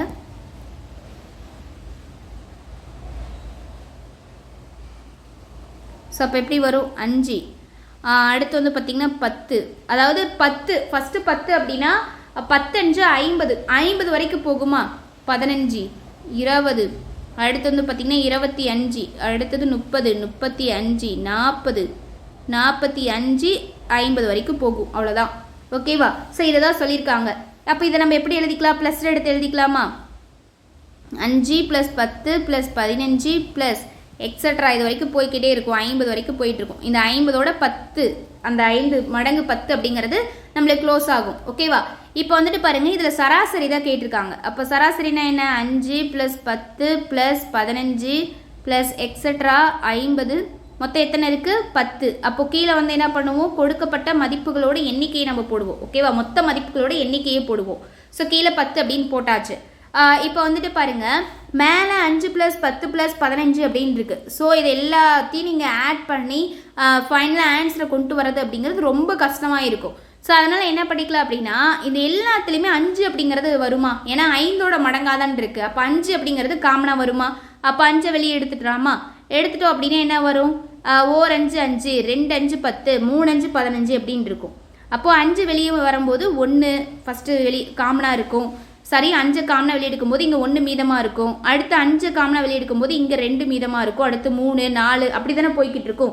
அப்போது எப்படி வரும்? 1 + 2 + 3 + 4 5 6 அப்படி தான் போகும். 10 வரைக்கும் போகும். அப்போ இங்கே லாஸ்ட்டு 50 அப்படிங்கிறது என்னது? 10 × 5ன்னு எடுக்கலாமா? இதில் 5 போயிடுச்சுன்னா 10 அப்படின்னு இருக்கும். எக்ஸட்ரா 10 / 10 அவ்வளோதான். இப்போ வந்து பாருங்கள், இந்த 1 2 3 எக்ஸட்ரா 10 இது எல்லாமே என்னது? Natural numbers. அப்போது இதுக்கு ஒரு ஃபார்முலா இருக்குல்ல, சம் ஆஃப் 10 நேச்சுரல் நம்பர்ஸ். இதுக்கு ஒரு ஃபார்முலா இருக்குது. என்னது? n × n + 1 / 2. இதுதான் ஃபார்முலா. இப்போ இதில் சப்ஸ்டியூட் பண்ண நம்ம ஈஸியாக போட்டுடலாம். இங்கே உள்ளே இருக்கக்கூடிய வேல்யூக்கு, அதாவது இந்த 1 + 2 + 3 + எக்ஸட்ரா 10 இருக்கு இல்லையா? இதுக்கு நம்ம மதிப்பு கொண்டு வந்துடலாமா? அப்போது n அப்படின்னா என்ன? மொத்த எண்ணிக்கை. அதான் n அப்படின்னு போடுவோம். அப்போ n மொத்தம் நம்மளுக்கு எத்தனை இருக்குது? 10 இன்ட்டு அப்போது இங்கே என்ன வரும்? 10 + 1 அப்படின்னு வரும் /2. அப்போ இங்கே பாருங்கள், 10 × 11 அப்படின்னு சொல்லி கிடைக்குமா? /2. 10 × 11 என்னது? இப்போ இதில் ஃபஸ்ட்டு கேன்சல் பண்ணுங்கள். 1 2 2 I 2 10. அப்போது 5 × 11ன்னு கிடச்சிருக்கு மேலே. அப்போது இங்கே 55ன்னு கிடச்சிருக்கு. அப்போ கவனிங்க, இங்கே 5 இந்த ப்ராக்கெட்டில் நம்மளுக்கு என்னென்னு கிடச்சிருக்கு? 55 அப்படின்னு கிடச்சிருக்கு. அப்போது /10. அப்போ இதை எப்படி எழுதலாம்? 5 × 55 பெருக்கில் தானே இருக்குது. அப்போது /10. இப்போ இதில் கேன்சல் பண்ணலாமா? இப்போ பாருங்கள், 1 5 5 2 5 10 அப்படின்னு கேன்சல் ஆகும். அடுத்து இதை கேன்சல் பண்ணிங்கன்னா 1 2 2 அதே போல் இங்கே 2 2 4 மீதம் 1 7 2 14 மீதம் 1 இருக்கும். ஸோ அப்போ பாயிண்ட் வச்சு என்ன படிக்கலாம்? 0 சேர்த்திக்கலாம். அப்போ 0 சேர்த்தணும் அப்படின்னா I 2 10. அப்போ ஃபைனல் ஆன்சர் என்ன? 27.5. Option C. Okay, next question பாருங்கள். ABCDE என்பவை அடுத்தடுத்த 5 ஒற்றைப்படை எண்கள் எனில் அதன் சராசரி அப்படின்னு சொல்லி கேட்டிருக்காங்க. இப்போது ABCDE அப்படின்னு இருக்குங்க. ABCDE இது எல்லாமே ஒற்றைப்படை எண்கள் அப்படின்னு சொல்லியிருக்காங்க. அப்போ ஒற்றைப்படை எண்கள்னால் என்னது? ஆட் நம்பர்ஸ் 1 3 Cக்கு நேராக 5 Dக்கு நேராக 7 Eக்கு நேராக 9 அப்படின்னு எடுத்துக்கலாமா? எண்கள் எனில் அதன் சராசரின்னு கேட்டிருக்காங்க. இப்போ ஆல்ரெடி நான் சொல்லியிருப்பேன், அது எந்த கொஸ்டினாக இருந்தாலும் சரி. இப்போ நம்மளுக்கு இரட்டைப்படை இதில் போணுச்சு அப்படின்னா, அதாவது இரட்டைப்படை அப்படின்னா 4 டிஜிட்டு 6 டிஜிட் அப்படின்னு போணுச்சு அப்படின்னா நம்மளுக்கு சராசரி கண்டுபிடிக்கிறதுக்கு கஷ்டமாக இருக்கும். இப்போ 6 டிஜிட்டில் போகும்போது 5 7 3 அப்படின்னு போகும்போது நடுமத்தில் இருக்கக்கூடிய வேல்யூ வச்சு நம்ம ஈஸியாக சராசரி கண்டுபிடிச்சிடலாம். இப்போ பாருங்கள், இங்கேயுமே 5 டிஜிட் இருக்குது. 1 3 5 7 9 இதில் நடுவில் இருக்கக்கூடியது என்ன இந்த சிக்கான வேல்யூ 5. ஸோ இப்போ இதை வச்சு தான் கண்டுபிடிக்க போகிறோம். அப்போ ஆவரேஜ் அப்படிங்கிறது 5. ஸோ நடுவில் எது இருக்கோ அதுதான் ஆவரேஜ். ஸோ 5. ஆனால் நம்மளுக்கு என்ன கேட்டிருக்காங்க, இந்த ஆப்ஷனில் இருக்கக்கூடிய எந்த கண்டிஷன் சாட்டிஸ்ஃபைட் ஆகுது அப்படின்னு சொல்லி பார்க்கணும். இப்போ வந்து பாருங்கள், ஆப்ஷன் பி தான் இதுக்கு வந்து சாட்டிஸ்ஃபைட் ஆகும். a + 4. இப்போ 5 எப்படி பிரிக்கலாம், 1 + 4 அப்படின்னு சொல்லி பிரிக்கலாமா? ஸோ இப்படி தான் வந்து நம்மளால் பிரிக்க முடியும். ஓகேவா? அப்போது ஆப்ஷன் பி கண்டிஷன் தான் சாட்டிஸ்ஃபைட் ஆகும். Option B. Okay, next question பாருங்கள். இந்த சம் வந்து ஆல்ரெடி டெஸ்ட் கொஸ்டினில் பார்த்த சம் மாடல் தான். 15 எண்களோட சராசரி 7. ஃபஸ்ட்டு பாருங்கள், 15 எண்கள் இருக்குது, அதோட சராசரி அப்படிங்கிறது 7. அப்போது 15 × 7 அப்படின்னு எழுதிக்கலாமா? இது 2 பேருக்கு நீங்கள் அப்படின்னா என்னென்னு கிடைக்கும், 105 கிடைக்கும். இதில் முதல் 8 எண்களோட சராசரி, ஃபஸ்ட்டு 8 எண்களோட சராசரி அப்படிங்கிறது 6.5. அப்போது 8 × 6.5 அப்படின்னு வருமா? இந்த இடத்துல 105 அப்படின்னு தான் இருக்குது. அதே போல் 8 × 6.5 அப்படிங்கிறது என்ன வரும், 52 அப்படின்னு சொல்லி கிடைக்கும். அடுத்து மற்றும் கடைசி 8 எண்களோட சராசரி 9.5. அப்போது லாஸ்ட் 8 எண்களோட சராசரி அப்படிங்கிறது அப்போது 8 × 9.5. அடுத்து லாஸ்ட் 8 நம்பர்களோட சராசரி அப்படிங்கிறது 9.5 கொடுத்துட்டாங்க. ஸோ அதனால தான் 8 × 9.5 போட்டேன். அப்போ இது 2 பெருக்குனீங்க அப்படின்னா 76 அப்படின்னு சொல்லி கிடைக்கும். அப்படின்னா நடுநிலை எண் என்னன்னு கேட்டிருக்காங்க. ஸோ இதை சொல்லி அந்த மாதிரி கொடுத்து எக்ஸ்பிளைன் பண்ணலாம். இது ரொம்ப ஈஸி தான், பார்த்த உடனே கண்டுபிடிச்சிடலாம். இப்போது ஃபஸ்ட்டு 8 எண்களோட சராசரி கொடுத்துட்டாங்க, கடைசி 8 எண்களோட சராசரியும் கொடுத்துட்டாங்க. அதே போல் மொத்த எண்களோட சராசரியை கொடுத்துட்டாங்க. அப்படின்னா நடுநிலை என்ன கண்டுபிடிங்கன்னு சொல்லி கேட்டிருக்காங்க. இப்போ என்ன பண்ணலாம், ஃபஸ்ட்டு இது 2 ஆட் பண்ணலாமா? 52 77 ஆட் பண்ண எனக்கு கிடைக்கும் 128 அப்படின்னு சொல்லி கிடைக்கும். அப்போது இந்த 128லேருந்து 105 மைனஸ் பண்ணிட்டா அந்த வேல்யூ எனக்கு தெரிஞ்சிருமா? அப்போது 128லேருந்து 105 மைனஸ் பண்ணுங்கள். மைனஸ் பண்ணால் 23 அப்படின்னு கிடைக்கும். அப்போ இதுதான் answer, option C. Okay, next question கவனிங்க. AB மற்றும் சியின் சராசரி m மற்றும் AB + BC + CA = 0 எனில் a² b² c² சராசரி காண்க அப்படின்னு சொல்லி கேட்டிருக்காங்க. இப்போது ஃபஸ்ட்டு கவனிங்க, ABC இதோட சராசரி என்னன்னு கொடுத்துருக்காங்க, m. அப்போ இது எப்படி எழுதலாம், a + b + c / அப்போது 3. மேலே என்ன, அது கொடுக்கப்பட்ட மதிப்புகளின் கூடுதல் / கீழே மொத்த மதிப்புகளின் எண்ணிக்கை. ஸோ போட்டாச்சு. அப்போ இதோட சராசரி என்ன, m. அப்போ இது எப்படி எழுதலாம், a + b + c = 3m அப்படின்னு எழுதிக்கலாமா? ஸோ இதை நம்ம கொடுத்துருக்கூடியதை எழுதியாச்சு. நம்மக்கிட்ட என்ன கொடுத்துருக்காங்க, a + b + ca அப்படிங்கிறது 0 அப்படின்னும் a² b² c² சராசரி காண்க அப்படின்னு கேட்டிருக்காங்க. அப்போது இது எல்லாம் யூஸ் ஆகிற மாதிரி ஒரு ஃபார்முலாவை இப்போ நம்ம கொண்டு வரணும். அப்போ கவனிங்க, a + b + c the whole square formula என்ன, a² + b² + c² + 2 × ab + bc + ca. இதுதானே ஃபார்முலா. இப்போ கவனிங்க, a + b + c நம்ம என்னென்னு கண்டுபிடிச்சிருக்கோம், 3mனு கண்டுபிடிச்சிருக்கோம். அப்போ the whole squareக்கு மேலே whole square = a² + b² + c² இது நம்மளுக்கு தெரியாது, plus 2 × ab + bc + ca value என்னன்னு கொடுத்துட்டாங்க, 0ன்னு கொடுத்துட்டாங்க. அப்போ இந்த டேர்மே ஃபுல்லாக கேன்சல் ஆகிருமா? அப்போ எப்படி வரும், 3m². இதுக்கு ஸ்கொயர் அப்படிங்கிறது ரெண்டுக்குமே காமன். அப்போது 9m² அப்படின்னு வருமா, ஈக்குவல். அடுத்து வந்து பாருங்கள், இங்கே என்ன இருக்குது, a² + b² + c² அப்படின்னு சொல்லி இருக்கும் இல்லையா? இப்போது 9m² = a² + b² + c² அப்படின்னு சொல்லி வந்துருச்சு. இப்போது நம்மக்கிட்ட என்ன கேட்டிருக்காங்க, a² b² c² சராசரி வந்து கண்டுபிடிங்க அப்படின்னு சொல்லி கேட்டிருக்காங்க இல்லையா? ஸோ இப்போ இதுக்காக நான் என்ன பண்ணிக்கிறேன் அப்படின்னா, சராசரி வந்து கண்டுபிடிக்கணும். அதுக்காக லெஃப்ட் அண்ட் ரைட் 2 சைடுமே 3 அப்படிங்கிற நம்பரால் நான் டிவைட் பண்ணுறேன். அப்போ டிவைட் பண்ணோம் அப்படின்னா நம்மளுக்கு ஆன்சர் வந்து ஈஸியாக கிடச்சிரும். அப்போ என்ன நடக்கும் அப்படின்னா, 9m² / 3 = a² + b² + c². இது ஜஸ்ட் வந்து கேன்சல் பண்ணுறதுக்காக தான். அப்போ இங்கே 3. அப்போ இங்கே வந்துட்டு பாருங்கள், ஒரு 3 அப்போது 3m². ஓகேவா? அப்போது ஆன்சர் வந்து பார்த்திங்கன்னா a² + b² + c² வேல்யூ வந்து பார்த்திங்கன்னா option C, 3m². Okay, next sum பாருங்கள்.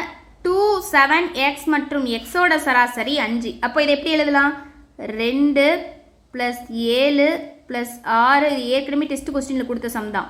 ப்ளஸ் எக்ஸு இதோட சராசரி அப்படிங்கிறது என்னென்னு கொடுத்துருக்காங்க 5ன்னு கொடுத்துருக்காங்க. அப்போ கீழே என்ன வரும் மொத்தம் 4 டிஜிட் இருக்குது. அப்போ 4 ஈக்குவல் டு 5. அப்போது இது ஃபஸ்ட்டு எப்படி வரும் 2 + 7 + 6 என்னது 15. அப்போது 15 + எக்ஸ் ஈக்குவல் டு 4 × 5 20 அப்படின்னு கிடைக்கும். அப்போ எக்ஸ் ஈக்குவல் டு இந்த பக்கம் வந்துச்சுன்னா 20 - 15 5 எக்ஸோட வேல்யூ 5 அப்படின்னு கிடச்சிருச்சு. நெக்ஸ்ட் என்ன சொல்லியிருக்காங்க 18 + 1 + 6 + எக்ஸ். இது எல்லாத்தோட சராசரி 18 + 1 + 6 + ஒய். இது எல்லாத்தோட சராசரியும் வந்து பார்த்தீங்க அப்படின்னா 10. அப்போ மொத்தம் நம்மளுக்கு எத்தனை டிஜிட் இருக்குது 5. ஸோ இங்கே 5ன்னு வந்துருமா. ஸோ சராசரி அப்படின்னாலே என்ன மேலே கொடுக்கப்பட்ட மதிப்புகளோட கூடுதல் டிவைட் பை மொத்த மதிப்புகளின் எண்ணிக்கை. ஸோ அந்த ஃபார்முலா நான் எழுதிக்கிட்டேன் அவ்வளோதான். இது ஏற்கனவே டெஸ்ட் கொஸ்டினில் கேட்ட சம், அதனால ஃபாஸ்ட்டாக சொல்கிறேன். இப்போ வந்துட்டு பாருங்கள் மேலே எல்லாத்தையும் ஆட் பண்ணிங்க அப்படின்னா உங்களுக்கு என்ன கிடைக்கும் 30 அப்படின்னு கிடைக்கும். எப்படி 30 கிடைக்கும்னு ஃபஸ்ட்டு பாருங்களேன். 18 + 1 + 6 + எக்ஸோட வேல்யூ என்ன 5 + ஒய். அடுத்து நம்மளுக்கு ஒய்யோட வேல்யூ தான் கண்டுபிடிக்கணும், அது அப்படியே இருக்குது. கீழே டிவைட் பை 5 = 10. இப்போ மேலே இது எல்லாத்தையும் ஆட் பண்ணிங்க 30ன்னு கிடைக்கும். அப்போது 30 + ஒய் அப்படின்னு வரும். இங்கே டிவைட் பை 5 = 10ன்னு இருக்கும். இந்த 5 இதை பக்கம் கொண்டு போட்டிங்கன்னா பெருக்கல்ல மாறுமா. அப்போ 30 + ஒய் = 50 அப்படின்னு கிடைக்கும். அப்போ ஒய் = இந்த 30 இந்த பக்கம் வந்துச்சுன்னா 50 - 30ன்னு கிடைக்கும். அப்போ ஒய்யோட வேல்யூ அப்படிங்கிறது 20. அப்போ இதான் answer option C. Next question பாருங்கள் ஃபைனல் சம். இதுவும் டெஸ்ட்டில் கேட்ட கொஸ்டின் தான். ஒரு குடும்பத்தில் உள்ள 4 நபர்களோட எடைகளோட சராசரி எவ்வளோ கொடுத்துருக்காங்க 60. அப்போது மொத்த சராசரினா 4 × 60. அப்போது 4 × 60 என்ன வரும் 240 அப்படின்னு சொல்லி கிடைக்கும். அவர்களில் மூவரோட எடைகள் வந்து பார்த்திங்கன்னா 56 68 72ன்னு இருக்குது. மொத்தம் 3 பேர்.